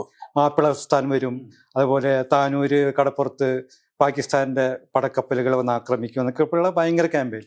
പക്ഷെ അന്നത്തെ നിയമസഭാ രേഖകളൊക്കെ നോക്കിയാൽ അറിയാം, ഈ EMS അടക്കമുള്ള CPM-ന്റെ നേതാക്കൾ അതിന് മറുപടി പറഞ്ഞിരുന്നത് ഈ അവിടുത്തെ മുസ്ലിം വിഭാഗത്തിന്റെ പിന്നാക്കാവസ്ഥ മുന്നോട്ട് വെക്കുകയും അവർക്ക് ഭരണതലത്തിലുള്ള ആക്സസ് ഇല്ലാതെ ഭരണപരമായിട്ടുള്ള കാര്യങ്ങൾ ആക്സസ് കുറഞ്ഞു പോകുന്നു. അപ്പൊ അതിനൊക്കെ ഒരു പരിഹാരം, ഒരു ഭരണഘടനാപരമായിട്ട് എങ്ങനെയാണ് ഒരു പ്രാദേശിക ജനതയുടെ നിഷേധിക്കപ്പെടുന്ന അവകാശങ്ങളെ തിരിച്ചു പിടിക്കേണ്ടതെന്നുള്ളൊരു ഭയങ്കര പുരോഗമനപരമായിട്ടുള്ള ഒരു കാര്യം മുന്നോട്ട് വെച്ചിട്ടാണ് അതിനെ പ്രതിരോധിച്ചത്. അപ്പൊ അത്തരം ഒരു നിലപാട് ഇപ്പോ ഈ പാർട്ടിക്ക് ഉണ്ടാവുന്നില്ല. CPM-ന് കൈമോശം വന്നു പോവുകയാണ്. അതായത് മുസ്ലിം ന്യൂനപക്ഷത്തിന്റെ അവകാശങ്ങളോടോ അവരുടെ അടിസ്ഥാന അവകാശ കാര്യങ്ങളോടോ ഒക്കെ ഒപ്പം നിൽക്കാനുള്ള ഒരു ശേഷിക്കുറവ് എന്ന് തന്നെ പറയാം, ഒരു CPM ഇപ്പോൾ പ്രകടിപ്പിക്കുന്നുണ്ട് എന്ന് പറയാം. അല്ല, അത് ഇപ്പോൾ ഈ നേരത്തെ പറഞ്ഞ രണ്ടും ഇതായിട്ട് കണക്ട് ചെയ്യുന്നതാണോ? ഒന്ന് ഈ സോഷ്യൽ എഞ്ചിനീയറിങ്ങിൻ്റെ സംഘപരിവാറിൻ്റെ സോഷ്യൽ എഞ്ചിനീയറിങ്ങും അതിൽ നിന്ന് അതിൻ്റെ അപ്പുറത്തെ ഘട്ടത്തിൽ CPM ഇപ്പോൾ കാണിക്കുന്ന ഈ മുസ്ലിം പേടി എന്ന് പറയുന്ന പ്രസരിപ്പിക്കാൻ ശ്രമിക്കുന്ന മുസ്ലിം പേടിയും അത് കൂട്ടി വായിക്കേണ്ടതാണ്. സംഘപരിവാറിൻ്റെ സോഷ്യൽ എഞ്ചിനീയറിങ്ങിലൂടെ രൂപപ്പെട്ട ഒരു രാഷ്ട്രീയ സാമൂഹ്യ അന്തരീക്ഷത്തിലാണ് CPM ഫലപ്രദമായിട്ട് ഉപയോഗിക്കാവുന്ന ഒരു തെരഞ്ഞെടുപ്പ് ടൂൾ പോലുമാണ് മുസ്ലിം പേടി എന്ന് ഉപയോഗിക്കുന്നത്. ഇപ്പോൾ ഒരു 15 കൊല്ലം മുമ്പ് ഇത് ഉപയോഗിക്കില്ല, ഈ സാധനം മുന്നോട്ട് വയ്ക്കില്ല. ഇപ്പോൾ നേരത്തെ പറഞ്ഞ ഈ കമ്മ്യൂണിസ്റ്റ് പാർട്ടികളുടെ ഇന്ത്യയിലെ അതിൻ്റെ ഉദ്ഭവകാലം തൊട്ടുള്ള തുടക്കം തൊട്ടുള്ള സംഘടനാ രൂപത്തിലേക്ക് അത് വന്നിട്ടുള്ള നിലപാട് ഉപദേശീയതകൾക്ക് ന്യൂനപക്ഷങ്ങൾക്കൊക്കെ അനുകൂലമാണ്. ഇപ്പോൾ പാകിസ്ഥാൻ ഉണ്ടാവുന്ന സമയത്ത് പോലും അന്നത്തെ കമ്മ്യൂണിസ്റ്റ് പാർട്ടി വളരെ കൃത്യമായിട്ട് എന്ന് പറഞ്ഞാൽ മാറുന്നുണ്ട് നിലപാടുകളൊക്കെ അങ്ങോട്ടെങ്കിൽ പോലും അടിസ്ഥാനപരമായിട്ട് ഉപദേശീയതകൾക്ക് അത്തരത്തിലുള്ള ജനവിഭാഗങ്ങൾക്ക് അനുകൂലമായിട്ടുള്ള നിലപാടാണ്. ഭാഷാടിസ്ഥാനത്തിൽ സംസ്ഥാനങ്ങൾ ഉണ്ടാകുന്ന സമയത്ത് വളരെ കൃത്യമായിട്ട് ഇവിടെ EMS പുസ്തകം എഴുതുന്നു, അവിടെ രാമമൂർത്തി എഴുതുന്നു, ആന്ധ്രയ്ക്ക് വേണ്ടി വിശാലാന്ധ്ര എന്ന് പറയുന്നത് വരുന്നു. ഇതിലൊക്കെ കമ്മ്യൂണിസ്റ്റ് പാർട്ടികളുടെ നിലപാട് എന്ന് പറഞ്ഞാൽ അതാത് സംസ്ഥാന ഘടകങ്ങൾ വളരെ കൃത്യമായിട്ട് ഭാഷാടിസ്ഥാനത്തിലുള്ള സംസ്ഥാനങ്ങൾക്ക് വേണ്ടിയിട്ടാണ് നിലകൊണ്ടത്. ഇത് കേവലമായ ഭാഷാടിസ്ഥാനത്തിലുള്ള ആ വിഷയത്തിൽ മാത്രമുള്ള പ്രശ്നമല്ല. ഇത്തരത്തിൽ ഈ വളരെ ഒരു പക്ഷേ കമ്മ്യൂണിസ്റ്റ് പാർട്ടികളുടെ ആഗോള ചരിത്രവും അതിൻ്റെ നടത്തിപ്പും അന്നാണെന്ന് വെച്ചാൽ അത് വളരെ സ്ട്രോങ്ങുമാണ്. നോക്കിക്കഴിഞ്ഞാൽ ഏകശിലാത്മക രൂപത്തിലുള്ള ഒരു കേന്ദ്രീകൃത സ്വഭാവത്തിൽ ഭരിക്കുന്ന ഒരു യൂണിയനിസ്റ്റിക് ആയിട്ടുള്ള ഒന്നിനെയാണ് പിന്താങ്ങേണ്ടത്. പക്ഷെ അങ്ങനെയല്ല ഇന്ത്യയിൽ അതുണ്ടായി. ഇന്ത്യയിലെ ബഹുസ്വരതയെയും ഇതിനെയും തിരിച്ചറിഞ്ഞുകൊണ്ടിട്ടുള്ള ഒരു സമീപനമാണ് കമ്മ്യൂണിസ്റ്റ് പാർട്ടികൾ എടുത്തത്. ഈ ന്യൂനപക്ഷങ്ങളോടുള്ള സമീപനത്തിനും വളരെ കൃത്യമായിട്ടുള്ള ഒന്നാണ്. പക്ഷേ ന്യൂനപക്ഷ വർഗീയത എന്നുള്ളതിനോട് മറ്റൊരു തരത്തിലാണ് സമീപിച്ചത്. അതൊക്കെ വളരെ കൃത്യമായിട്ടുള്ള രേഖകളും ചർച്ചകളും ഒക്കെ കഴിഞ്ഞാണ്. ഇപ്പോൾ പക്ഷേ ആ അടിസ്ഥാനത്തിലല്ല കാണുന്നത്. സംഘപരിവാർ ഉണ്ടാക്കിയെടുത്ത രാഷ്ട്രീയ കാലാവസ്ഥയിലും രാഷ്ട്രീയ ഒരു പരിതസ്ഥിതിയിലുമാണ് CPM ഈ മുസ്ലിം പേടി ഉണ്ടാക്കുന്നത്. അപ്പോൾ സംഘപരിവാറിൻ്റെ സോഷ്യൽ എഞ്ചിനീയറിംഗ് എന്താ ഉണ്ടാക്കിയെടുത്തത്? വളരെ കൃത്യമായിട്ട് CPM-ന് ഇപ്പോൾ നേരത്തെ പറഞ്ഞ പോലെ എങ്ങനെയാണ് CPM-ന് അത് സംഭവിക്കുന്ന നഷ്ടം എന്നുള്ളത് CPM-ൻ്റെ പക്കൽ നിന്നാണ് അത് പോവുക. ബംഗാളിൽ സംഭവിച്ച പോലെ തന്നെ അതിപ്പോൾ അടുത്ത ഇലക്ഷനിൽ പോവുകയോ അല്ലെങ്കിൽ 10 കൊല്ലത്തിൻ്റെ ഉള്ളിൽ പോകുകയോ എന്നല്ല, ദീർഘകാലാടിസ്ഥാനത്തിൽ ഈ ലോകത്തിലെ തന്നെ ഏറ്റവും ക്ഷമയുള്ള ഫാഷിസ്റ്റ് രാഷ്ട്രീയ മൃഗമാണ് RSS. അത് മറ്റ് യൂറോപ്പിലെയൊക്കെ ഫാഷിസ്റ്റ് ചരിത്രം നോക്കിക്കഴിഞ്ഞാൽ നമുക്ക് മനസ്സിലാവുന്നത് ഒരു 25 കൊല്ലം 30 കൊല്ലത്തെ കുഴമുറച്ചിലുകൾക്കിടയിൽ പൊന്തി വരികയും രാഷ്ട്രീയ അധികാരം പിടിക്കുകയും സൈനിക അധികാരവും സൈനിക സംഘർഷങ്ങളിൽ ഏർപ്പെടുകയും അതിൻ്റെ രാഷ്ട്രീയ അധികാരം നഷ്ടപ്പെടുകയും ചെയ്യുന്ന ഒരു ചരിത്രം യൂറോപ്പിൽ 20-ാം നൂറ്റാണ്ടിൻ്റെ ആ കാലത്ത് കാണാൻ കഴിയും. RSS അത്തരത്തിലുള്ള ഒന്നും ചെയ്തിട്ടില്ല. ഫാഷിസ്റ്റ് സംഘടനാ രൂപങ്ങൾ ലോകത്തിൽ ഉപയോഗിച്ച രീതിയെയല്ല RSS ഇന്ത്യയിൽ ഉപയോഗിക്കുന്നത്. അത് ഇന്ത്യയുടെ സാമൂഹ്യ ശരീരത്തിൽ ആണ് അത് ആദ്യം അതിൻ്റെ വിഷത്തെ കുത്തിവെച്ചുകൊണ്ടേയിരിക്കുന്നത്. നമുക്ക് രാഷ്ട്രീയത്തിലല്ല നേരിട്ട് താല്പര്യം, നമ്മളൊരു രാജഗുരുവിൻ്റെ റോളാണ് നിർവഹിക്കാൻ പോകുന്നതെന്നാണ് അവർ തന്നെ ഈ ആ കാലത്ത് 40കളിലും 50കളുടെ തുടക്കത്തിലൊക്കെ പറഞ്ഞു തരുന്നത്. അതുകൊണ്ടാണ് അവരുടെ രാഷ്ട്രീയ പാർട്ടി എന്ന് പറയുന്ന ഒരു സാധനം രൂപീകരിക്കുന്നതിലേക്ക് അവർ പതുക്കെയാണ് വരുന്നത്. അതുകൊണ്ട് കേരളത്തിൽ ഒരു 10-15 കൊല്ലം കൂടി കാത്തിരിക്കാവുന്നും അവരുടെ ഒരു പ്രശ്നമേ അല്ല. പിണറായി വിജയൻ കാണുന്നത് BJP പിണറായി വിജയനായിട്ട് യുദ്ധം ചെയ്യുമെന്നൊക്കെയാണ് പിണറായി വിജയൻ വിചാരിക്കുന്നെങ്കിൽ അയാളേക്കാൾ വലിയ വിഡ്ഢിവേറെയില്ല. അയാളൊക്കെ അവരെ സംബന്ധിച്ച് ഒരു ശത്രു പോലുമല്ല. അയാളിപ്പോൾ അവരൊരു കൂട്ടാളിയാണെങ്കിൽ പോലും ഇനിയിപ്പോൾ കൂട്ടാളിയല്ല, യുദ്ധം പ്രഖ്യാപിക്കുകയാണെന്ന് വെച്ചാൽ അയാളെ ഒരു ഡോൺ കിക്സോട്ടും കാറ്റാടി യന്ത്രം പോലെ നമ്മൾ അതിനെ കാണാൻ പറ്റുള്ളൂ. അവർ വളരെ ദീർഘകാലാടിസ്ഥാനത്തിൽ ഇന്ത്യയിൽ 100 കൊല്ലം കാത്തിരുന്നിട്ടാണ് അവർ മോദിയിലേക്ക് എത്തുന്നത്. 1925 നിന്നും മോദിയിലേക്ക് എത്തുന്നത് എത്ര കൊല്ലം കഴിഞ്ഞിട്ടാണ്? വാജ്പേയിക്ക് അധികാരം കിട്ടുമ്പോൾ ഒരു വെങ്കടാചലയ്യ കമ്മീഷനെ ഭരണഘടന പ്രസിഡൻഷ്യൽ ഇലക്ഷൻ വേണോ, ഇന്ത്യയിലെ മാറ്റം വേണോ, പാർലമെന്ററി സമ്പ്രദായത്തിൽ മാറ്റം വേണോ എന്നൊക്കെ ഒരു കമ്മിറ്റിയാണ് നിയോഗിച്ചത്. മോദി അധികാരത്തിൽ കേവല ഭൂരിപക്ഷത്തോട് ആദ്യം അധികാരത്തിലെത്തി, രണ്ടാമത് ഇല്ലെങ്കിൽ പോലും ഉണ്ട് എന്നുള്ള മട്ടിൽ തന്നെയാണല്ലോ അവർ നിൽക്കണേ. എത്തുമ്പോഴേക്കും 1 നാഷൻ 1 ഇലക്ഷനിലേക്ക് അവരെത്തി. അവർ പൗരത്വത്തിൻ്റെ മാനദണ്ഡങ്ങൾ മാറ്റി. അപ്പോൾ പതിഞ്ഞു കിടക്കാനും കുരയ്ക്കാനും കടിക്കാനും അറിയുന്ന ഒരു മൃഗമാണ് ഇന്ത്യയിലെ ഫാഷിസ്റ്റ് രാഷ്ട്രീയ മൃഗമാണ് RSS. അവർ പരീക്ഷിച്ച സോഷ്യൽ എഞ്ചിനീയറിംഗ് ഇപ്പോൾ പ്രസാദ് നേരത്തെ പറഞ്ഞ പോലെ കേരളത്തിൽ നിന്ന് ദളിതരെയും ഈഴവരെയും പിന്നാക്ക വിഭാഗക്കാരെയാണ് അവർക്ക് കിട്ടുക. ക്രിസ്ത്യാനികളെ ഒരു തരത്തിൽ പൊളിറ്റിക്കൽ ഇക്കോണമിയിൽ വളരെ കൃത്യമായിട്ടുള്ള സാമ്പത്തിക താല്പര്യങ്ങളുള്ളൊരു സഭയും രാഷ്ട്രീയ അധികാരവുമായിട്ട് ബന്ധപ്പെട്ടല്ലാതെ യാതൊരു നിലനിൽപ്പുമില്ലാത്ത ഒരു പുരോഹിത സംവിധാനവും ഒരു ഇൻസ്റ്റിറ്റ്യൂഷണൽ സംവിധാനമുള്ള ഒന്നാണ് ക്രിസ്ത്യൻ സഭകൾ. അവരുടെ കൂടെ ഒരു പരിധിവരെ അവർക്ക് നിർത്താൻ പറ്റും. രാജീവ് ഗാന്ധിയുടെ കാലത്ത് ശിലാന്യാസത്തിന് അനുമതി കൊടുത്തല്ലോ ഇവിടെ ഈ അയോധ്യയിൽ. അന്ന് ആദ്യത്തെ കല്ല് വയ്ക്കുന്നത് കാമേശ്വർ ചൗപ്പാൽ എന്ന് പറയുന്ന ദളിതനാണ്, ബീഹാറിൽ നിന്ന് ഉള്ള ഒരു ദളിതനാണ്. അതെന്തിനാ? അവർക്ക് ബ്രാഹ്മണനെയോ സവർണനെയോ അവർക്ക് എന്തുകൊണ്ട് ഹിന്ദുത്വത്തിൻ്റെ ലീഗിൽ വരണമെന്ന് പഠിപ്പിക്കേണ്ട കാര്യമില്ല. അത് അവരുടെ DNA ആണ്. അതിൻ്റെ ദളിതനെ അവർക്ക് പഠിപ്പിക്കേണ്ടതുണ്ട്. കേരളത്തിൽ CPM അഭിമുഖീകരിക്കുന്ന പ്രതിസന്ധി എന്ന് പറയുന്നത് ഒരു തരത്തിലുള്ള, നേരത്തെ ഇപ്പോൾ പ്രശാന്ത് പറഞ്ഞ മാതിരി ഒരു തരത്തിൽ ഇത് കേരളത്തിലെ ഈഴവർ അവർ മുമ്പുണ്ടായിരുന്നൊരു ഇതിൽ നിന്നും കമ്മ്യൂണിസ്റ്റ് പാർട്ടിയുടെയും ഇടതുപക്ഷ രാഷ്ട്രീയത്തിൻ്റെയും ഒക്കെ ഒപ്പം അതിൻ്റെ തുടക്കകാലങ്ങളിലും പിന്നീടുള്ള വളർച്ചയിലും ഒപ്പം നിന്നിരുന്ന കാലത്തുള്ള സാമൂഹ്യ നിലയിൽ നിന്നും മാറി കുറെ കൂടി മുന്നോട്ട് പോയ സാമ്പത്തികമായിട്ടും ഒരു മിഡിൽ ക്ലാസൈസേഷൻ എന്ന് പറയുന്ന ഒന്ന് ഭയങ്കരമായിട്ട് സംഭവിച്ചിട്ടുണ്ട്. അപ്പം ഇനി അവരെ സംബന്ധിച്ച് അവർക്ക് ഇതിൻ്റെ ഉള്ളിൽ നിൽക്കുക എന്ന് പറയുന്നത് സ്റ്റാറ്റസ് കോയിൽ നിൽക്കുക എന്ന് പറയുന്നത് ഒരു തത്സ്ഥിതിയാണ്. CPM എന്ന് പറയുന്നത് മുന്നോട്ട് പോക്ക് എന്നുള്ളത് അവർ കാണുന്നത് അപ്വേർഡ് മൊബിലിറ്റി, അത് കാണുന്നത് സംഘപരിവാറില്ല. ഇത് അത്രയ്ക്കല്ലെങ്കിലും കേരളത്തിലെ ദളിത് ജനവിഭാഗങ്ങൾക്കിടയിലും ഇത് സംഭവിക്കുന്നുണ്ട്. എന്താ കാരണം? മുമ്പില്ലാത്ത വണ്ണം ഈ ഹിന്ദുത്വത്തിൻ്റെ ഹിന്ദുത്വം മാത്രമല്ല, യാഥാസ്ഥിതിക ഹിന്ദു പ്രതീകങ്ങൾ, ആഘോഷങ്ങളൊക്കെ ദളിത് വിഭാഗങ്ങൾക്കിടയിൽ വളരെ കൃത്യമായിട്ട് ഇറക്കുന്നതിന് അവർക്ക് പറ്റുന്നുണ്ട്. അപ്പം ഇത് മിക്കവാറും സംഭവിക്കുക, ഇത് എവിടേക്കാണ് പോവുക? ഇത് ഇവിടെ CPM-നല്ല പോവുക, ഇത് BJP-ക്കാണ് പോവുക. ഇപ്പം നേരത്തെ പറഞ്ഞ പോലെ ഇവിടെ ഇപ്പോൾ മുസ്ലിങ്ങളാണ് നമ്മളുടെ ശത്രുക്കൾ, മുസ്ലിങ്ങളാണ് നമ്മളെ ആക്രമിക്കാൻ വരുന്നത്, മുസ്ലിങ്ങളാണ് എല്ലാം കൈയടക്കുന്നത്, മുസ്ലിം ലീഗാണ് വലിയൊരു ഭീഷണി എന്നൊക്കെ പറഞ്ഞത് കേൾക്കുന്ന ഒരാൾ വെള്ളാപ്പള്ളിയോടെ വശം പറയുന്നത് ശരിയാണ്. നമുക്ക് പോയി CPM-ന് വോട്ട് ചെയ്ത് കളയാം എന്നാണോ വിചാരിക്കുക? നമുക്ക് പോയി BJP-ക്ക് വോട്ട് ചെയ്യാമെന്നാണോ വിചാരിക്കുക? അടുത്ത തെരഞ്ഞെടുപ്പിൽ ഒരു പക്ഷേ ചിലർക്ക് പിണറായിക്ക് വോട്ട് ചെയ്തേക്കാം, അല്ലെങ്കിൽ തിരിച്ചോട്ട് ചെയ്തേക്കാം. ദീർഘകാല അടിസ്ഥാനത്തിൽ അവരുണ്ടാക്കുന്നത് സംഘപരിവാറിൻ്റെ അതിനുവേണ്ട വിത്തുകളാണ് പാവുന്നത്. മറ്റൊന്നു കൂടി അതിലുണ്ട്. ഇപ്പോൾ ഇവർ പറയുന്ന ഒരു സാധനമാണല്ലോ, ഞങ്ങൾ പറയുന്നത് മുസ്ലിം ലീഗിനെയും ജമാഅത്തെ ഇസ്ലാമിയുമാണ്. ഇപ്പോൾ ജമാഅത്തെ ഇസ്ലാമിയുടെ പൊളിറ്റിക്കൽ ഒരു ഇസ്ലാമിക രാഷ്ട്രീയത്തോട് കൃത്യമായ വിയോജിപ്പ്, ഇപ്പോൾ കൃത്യമായ വിയോജിപ്പുണ്ട്. ഒട്ടും നിഷ്കളങ്കമല്ലാത്ത, മറ്റു തരത്തിൽ ശക്തരല്ലാത്തത് കൊണ്ട് അത് ദുർബലമായി പറയുന്നു എന്ന് മാത്രമേ ഉള്ളൂ. അപ്പോൾ ഇന്ത്യയിൽ ഞങ്ങളും RSS തമ്മിലാണ് നാളത്തെ ഗുസ്തി എന്ന് പറഞ്ഞ് അവർ ഇറങ്ങിക്കഴിഞ്ഞാൽ എന്താണ് സംഭവിക്കുക എന്ന് അവർക്കറിയാം. അതുകൊണ്ട് പറയുന്നേ ഉള്ളൂ. ഐഡിയോളജിക്കലി അവർ വളരെ കൃത്യമായി പിന്തിരിപ്പനായിട്ടുള്ള, മതയാഥാസ്ഥിതിക മാത്രമല്ല രാഷ്ട്രീയ രൂപത്തിലും മറ്റൊരു ഇതിലുള്ളതാണ്. അതവിടെ നിൽക്കട്ടെ. പക്ഷേ അത് ഇന്ത്യയിലെ ഈ ഭൂരിപക്ഷം മെജോറിറ്റേറിയൻ ഫാഷിസവുമായിട്ട് കമ്പയർ ചെയ്യാൻ പറ്റുന്ന ഒന്നല്ലല്ലോ. രാഷ്ട്രീയം എന്ന് പറയുന്നത് യാഥാർത്ഥ്യങ്ങളെ കൂടി മനസ്സിലാക്കിയിട്ടില്ല നമ്മൾ ചെയ്യേണ്ടത്. മുസ്ലിം ലീഗ് മുസ്ലിങ്ങളിലെ തന്നെ പ്രമാണിവർഗത്തിൻ്റെ പാർട്ടിയാണ്. അതിന് മുസ്ലിങ്ങളുടെ താല്പര്യങ്ങളെക്കാൾ ഉപരിയായിട്ട് അതിലത്തെ പ്രമാണിമാരുടെ സാമ്പത്തിക താല്പര്യങ്ങൾ കൂടി നിലകൊള്ളുന്ന ഒന്നാണത്. പക്ഷേ ഇതിനെയാണ് എതിർക്കുന്നത് എന്നുള്ള ഭാവേന രാവിലെ തൊട്ട് വൈകുന്നേരം വരെ CPM പറഞ്ഞുകൊണ്ടിരിക്കുന്നത് മുസ്ലിം. ഈ എക്കോ ആണ് നമ്മളെ കേൾപ്പിച്ചുകൊണ്ടേയിരിക്കുന്നത്. മുസ്ലിം ലീഗ്, ജമാഅത്തെ ഇസ്ലാമി എന്നൊക്കെ പറയുമ്പോഴും അവർക്കറിയാം, നേരത്തെ പറഞ്ഞ പോലെ തെക്കൻ കേരളത്തിലെ ഹിന്ദുക്കൾക്കിടയിലാണ്, വടക്കൻ കേരളത്തിൽ പോലുമല്ല. വടക്കൻ കേരളത്തിൽ അത്ര എളുപ്പമല്ല ആ ഡിവിഷൻ ഉണ്ടാക്കാൻ. എന്താ കാരണം വെച്ചപ്പോൾ നമ്മളൊക്കെ ജീവിക്കുന്ന പ്രദേശങ്ങളിൽ മുസ്ലിങ്ങളും ഹിന്ദുക്കളും ഒരുമിച്ചാണ് ജീവിക്കുന്നത്. ഈ മുസ്ലിം എന്ന് പറയുമ്പോൾ അതത്ര വലിയ പ്രശ്നമൊന്നുമില്ല എന്ന് നമുക്കറിയാം.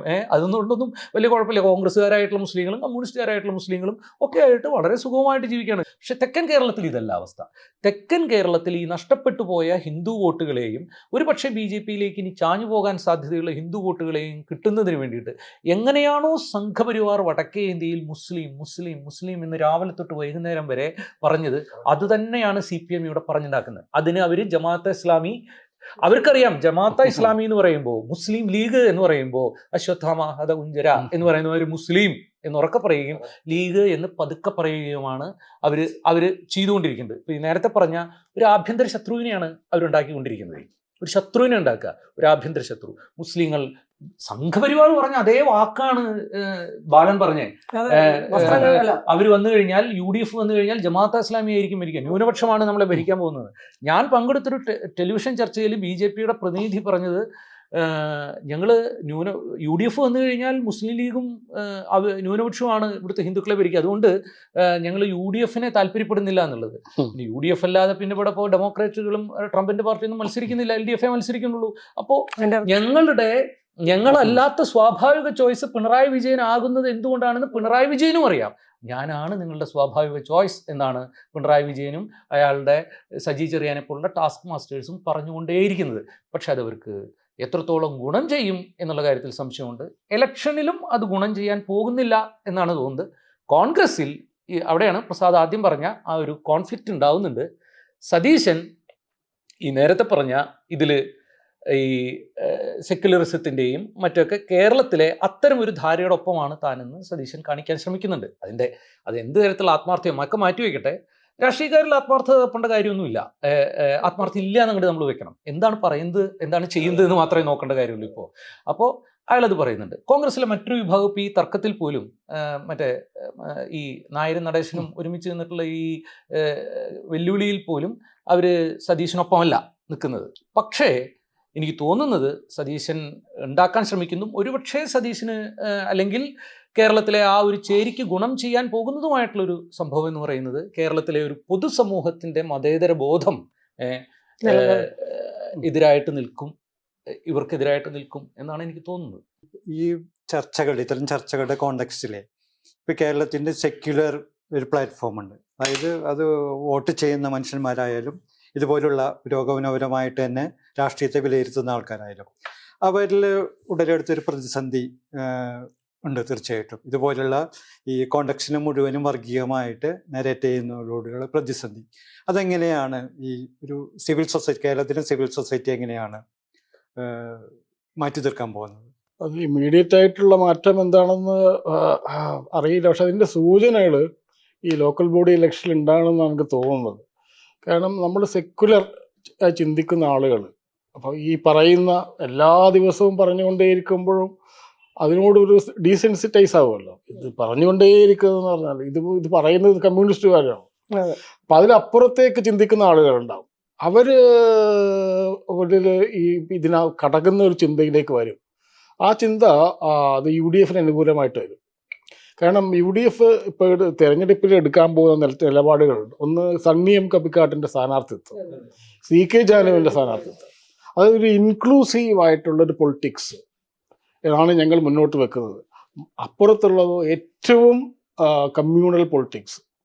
അപ്പോൾ ഈ എല്ലാ ദിവസവും മുസ്ലിം ലീഗിനെ, എല്ലാ ദിവസവും ജമാഅത്തെ ഇസ്ലാമിയെ മാത്രം പറഞ്ഞുകൊണ്ടിരിക്കുന്ന ഒരു വിഭാഗവും, മറുവശത്ത് നമ്മൾ ഒരിക്കലും പ്രതീക്ഷിക്കാത്ത, കോൺഗ്രസിൽ നിന്ന് നമ്മൾ ഒരിക്കലും പ്രതീക്ഷിക്കാത്ത രീതിയിൽ ഒരു വലിയൊരു മുസ്ലിം ലീഗ് തന്നെ ജയന്തി രാജനെ സ്ഥാനാർത്ഥിയാക്കാൻ സാധ്യതയുണ്ട്. ഒന്നിൽ കൂടുതൽ സ്ത്രീകൾക്ക് സീറ്റ് കൊടുക്കാൻ സാധ്യത. മുസ്ലിം ലീഗ് 25 സീറ്റിനധികം കൂടുതൽ ചോദിക്കാൻ സാധ്യതയില്ല. അപ്പം മുസ്ലിം ലീഗിന് പ്രഷർ ഉണ്ടാക്കിയിട്ടുണ്ട് അവർ. ഇന്ന് കൊല്ലം ജില്ലയിൽ നിന്ന് ഒരു നോൺ മുസ്ലിം CPM-ന്റെ ജില്ലാ കമ്മിറ്റി മെമ്പർ ചേർന്നു. പണ്ട് SDPI-യുടെ സംസ്ഥാന ജനറൽ സെക്രട്ടറി ആയിരുന്ന MK മനോജ് കുമാർ ഇന്ന് മുസ്ലിം ലീഗ് ചേർന്നിട്ടുണ്ട്. അപ്പൊ ഇങ്ങനെ ഒരു പ്രതീതി, ഇതിപ്പം എത്രമാത്രം ഗീതാനന്ദൻ ഇത് നമ്മൾ പ്രതീക്ഷിക്കുന്ന ഇടതുപക്ഷത്തിന്റെ ഭാഗത്തുനിന്നാണ്. പക്ഷേ അത് സംഭവിക്കുന്നത് നേരെ വലത് എന്ന് നമ്മൾ പറയുന്നത്, ഇത് ഇടതല്ലാത്തതൊക്കെ വലത് എന്നുള്ളത് കൊണ്ട് നമ്മൾ പണ്ട് വലത് കമ്മ്യൂണിസ്റ്റ് പാർട്ടി എന്ന് പറയുന്നത്, വലത് കമ്മ്യൂണിസ്റ്റ് പാർട്ടി ഉണ്ടോ എന്നുള്ളത് അല്ല ഉണ്ട്, അതാണല്ലോ CPI. അപ്പൊ ആ ഒരു മാറ്റം, ഒരു പോസിറ്റീവായിട്ടുള്ളൊരു മാറ്റം, നേരത്തെ പറഞ്ഞതുപോലെ ഇത് എത്രമാത്രം ആത്മാർത്ഥമാണോ, അല്ലെ സതീശൻ ഇതൊക്കെ വളരെ കൃത്യമായിട്ടോ അല്ലെങ്കിൽ അതിൻ്റെ അപ്പുറത്തുള്ള ആൾക്കാർ ചെക്ക്മേറ്റ് ചെയ്യാൻ വേണ്ടിയിട്ട് ചെയ്യുന്നതാണോ നമുക്കറിയില്ല. പക്ഷെ ഇത് വലിയൊരു മാറ്റം ഉണ്ടാക്കുന്നുണ്ട്. അപ്പോൾ ഈ ഒരു സണ്ണി ഇപ്പോൾ ഒരു സ്ഥാനാർത്ഥിയായി വരികയാണെങ്കിൽ CPM വലിയ പ്രതിസന്ധിയിലായിരിക്കും. കാരണം എങ്ങനെ നേരിടണം എന്നുള്ള ഒരു പ്രശ്നം വരും, എന്ത് പറഞ്ഞ് നേരിടും എന്നുള്ളൊരു പ്രശ്നം വരും. അപ്പം ഈ ഒരു മാറ്റം ഉണ്ടല്ലോ, ഈ മുസ്ലിം ലീഗിൽ വരുന്ന ഒരു മാറ്റം. മുസ്ലിം ലീഗ് കഴിഞ്ഞ അത്ര നിഷ്കളങ്കമൊന്നല്ല. കഴിഞ്ഞ തെരഞ്ഞെടുപ്പിൽ അവർ മതത്തെ കൃത്യമായിട്ട് ഉപയോഗിച്ചിട്ടുണ്ട്. അത് കണ്ണൂരിൽ SDPI ജില്ലാ കമ്മിറ്റി ഒരു സ്റ്റേറ്റ്മെന്റ് ഇറക്കിയിട്ടുണ്ടായിരുന്നു. അതിലവർ പറയുന്നത് മുസ്ലിം ലീഗ് ഏതൊക്കെ രീതിയിൽ മതത്തെ ഉപയോഗിച്ചു ഈ കഴിഞ്ഞ തെരഞ്ഞെടുപ്പിൽ, പഞ്ചായത്ത് തെരഞ്ഞെടുപ്പിൽ. അത് പറയുന്നത് തന്നെ സ്വർഗത്തിലേക്കുള്ള എളുപ്പമാർഗം എന്ന രീതിയിൽ പ്രചരിപ്പിച്ചു. മുസ്ലിം പണ്ഡിതന്മാരെ അവരുടെ വോയിസ് മെസ്സേജ് അവർ മുസ്ലിം വേഷം ധരിപ്പിച്ചിട്ട് അവർ ലീഗിനോട് ഉപയോഗിച്ചു. നിങ്ങളുടെ മരണാന്തര ചടങ്ങുകളിൽ നിങ്ങൾക്ക് ബോയ്ക്കോട്ട് ചെയ്യാനുള്ള ഭീഷണിപ്പെടുത്തി. അങ്ങനെയൊക്കെ ഒരു പാരമ്പര്യം ലീഗിനുണ്ട്.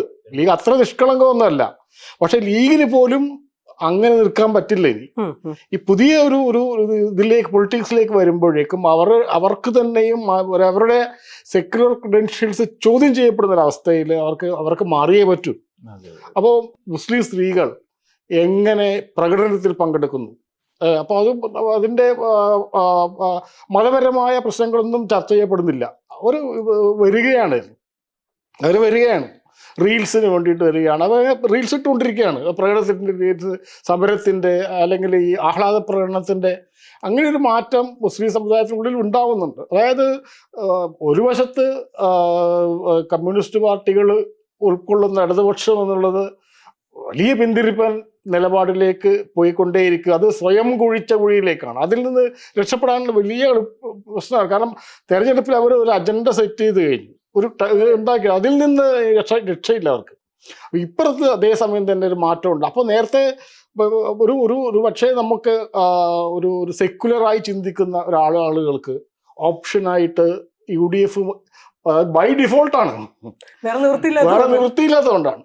കാരണം എങ്ങനെയാണ് നമ്മൾ ഇത്രയും കാലം ഇടതുപക്ഷത്തിന് വോട്ട് ചെയ്യുന്ന ഒരാൾ ആലോചിക്കും എങ്ങനെ വോട്ട് ചെയ്യുമെന്നുള്ളത്. ഒരുപക്ഷെ പേഴ്സണൽ ബന്ധത്തിന്റെ പേരിലൊക്കെ വോട്ട് ചെയ്തിട്ടുണ്ടാവും. പക്ഷെ ഒരു തിങ്കിങ് പ്രോസസ് ഇങ്ങനെ ഉണ്ടാവും. പക്ഷേ ഇപ്പോൾ ഈ സതീശൻ ഉണ്ടാക്കുന്ന ഈ പൊളിറ്റിക്കൽ മൈലേജ് ഉണ്ടല്ലോ, അത് കോൺഗ്രസ് പാർട്ടി ഓൺ ചെയ്യുന്നുണ്ടോ എന്നുള്ളത് അതിനകത്തുള്ള ഒരു പ്രശ്നം കൂടിയിട്ടാണ്. അതുണ്ട്. അതെന്ന് പറഞ്ഞാൽ വളരെ വളരെ പെറ്റി പൊളിറ്റിക്സ് ആണ്. അത് എന്ന് പറഞ്ഞാൽ വണ്ണപ്മാൻഷിപ്പ് എന്ന് പറയുന്നത് ഞാൻ എന്നൊക്കെ പറയുന്നത് അത് രമേശ് ചെന്നിത്തല അല്ലെങ്കിൽ KC വേണുഗോപാൽ അങ്ങനെയുള്ള ആളുകൾക്കൊക്കെ. പക്ഷെ അത് ചിലവാകുമെന്ന് തോന്നുന്നില്ല. കാരണം അതിപ്പോൾ തെരഞ്ഞെടുപ്പ് കഴിഞ്ഞിട്ട് MLA-മാരുടെ പ്രശ്നത്തിൽ അതൊക്കെ അട്ടിമറിച്ചു, അതൊക്കെ എങ്ങനെ സംഭവിച്ചേക്കാം. പക്ഷേ ഈ തെരഞ്ഞെടുപ്പിന് പോകുന്ന സമയത്ത് സതീശൻ തന്നെയാണ് മുന്നിലുള്ളത്. അപ്പോൾ അത് അട്ടിമറിക്കപ്പെടാം. കോൺഗ്രസ്സിലായതുകൊണ്ട് എന്ത് സംഭവിക്കാം. ഇപ്പോൾ തെരഞ്ഞെടുപ്പിന് ശേഷം MLA-മാരുടെ ഭൂരിപക്ഷം നോക്കുന്നു എന്നൊക്കെ പറഞ്ഞ് അങ്ങനെ മാറുകയൊക്കെ ചെയ്യാം.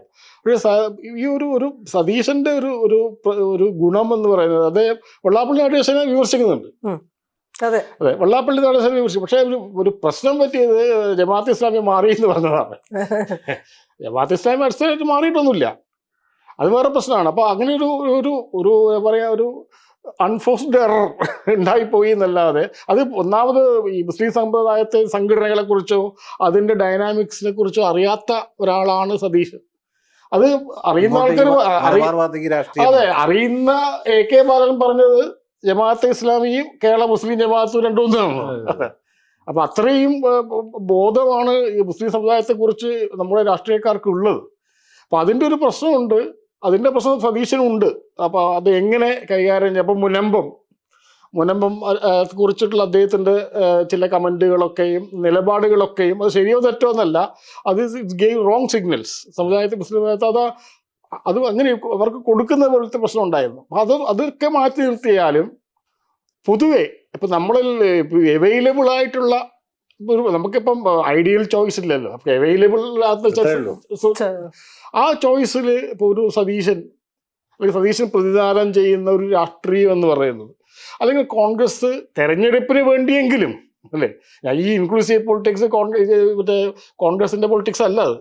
കോൺഗ്രസിന്റെ കേരളത്തിലൊന്നും പൊളിറ്റിക്സ് ആയിരുന്നില്ല, പക്ഷെ അവര് അണ്ടർ പ്രഷർ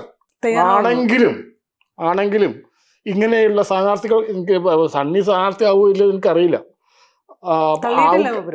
ആവുകയാണെങ്കിൽ ചിന്തിക്കുന്നു അവര് ഈ ജാനുവിനെ സ്ഥാനാർത്ഥിയാക്കാൻ ശ്രമിക്കുന്നു. അപ്പൊ അതൊക്കെയും അപ്പുറത്തിലെ റിഫ്ലക്ഷൻസ് ഉണ്ടാകും, അവർക്കും അത് എങ്ങനെ ചിന്തിക്കേണ്ടി വരും അല്ലേ. അപ്പോൾ ഈ കേവലം മുസ്ലിം വിരുദ്ധതയിൽ നിന്ന് മാറി ചിന്തിക്കാൻ ഒരു പോസിറ്റീവ് പൊളിറ്റിക്സ്, ഇപ്പം നിരന്തരമായിട്ടുള്ള ഈ പ്രശ്നങ്ങളിലേക്ക് അല്ലെങ്കിൽ നിരന്തരമായ മുസ്ലിം ഭാഷയിൽ നിന്ന് മാറി ചിന്തിക്കുന്ന ഒരു വിഭാഗത്തെ ഒരുപക്ഷെ UDFന് തങ്ങൾക്ക് അനുകൂലമായി മാറ്റപ്പെടാം. അത് ഒരുപക്ഷെ UDFിലെ തെരഞ്ഞെടുപ്പിൽ ഗുണമാവുമെന്നാണ് ഞാൻ കരുതുന്നത്.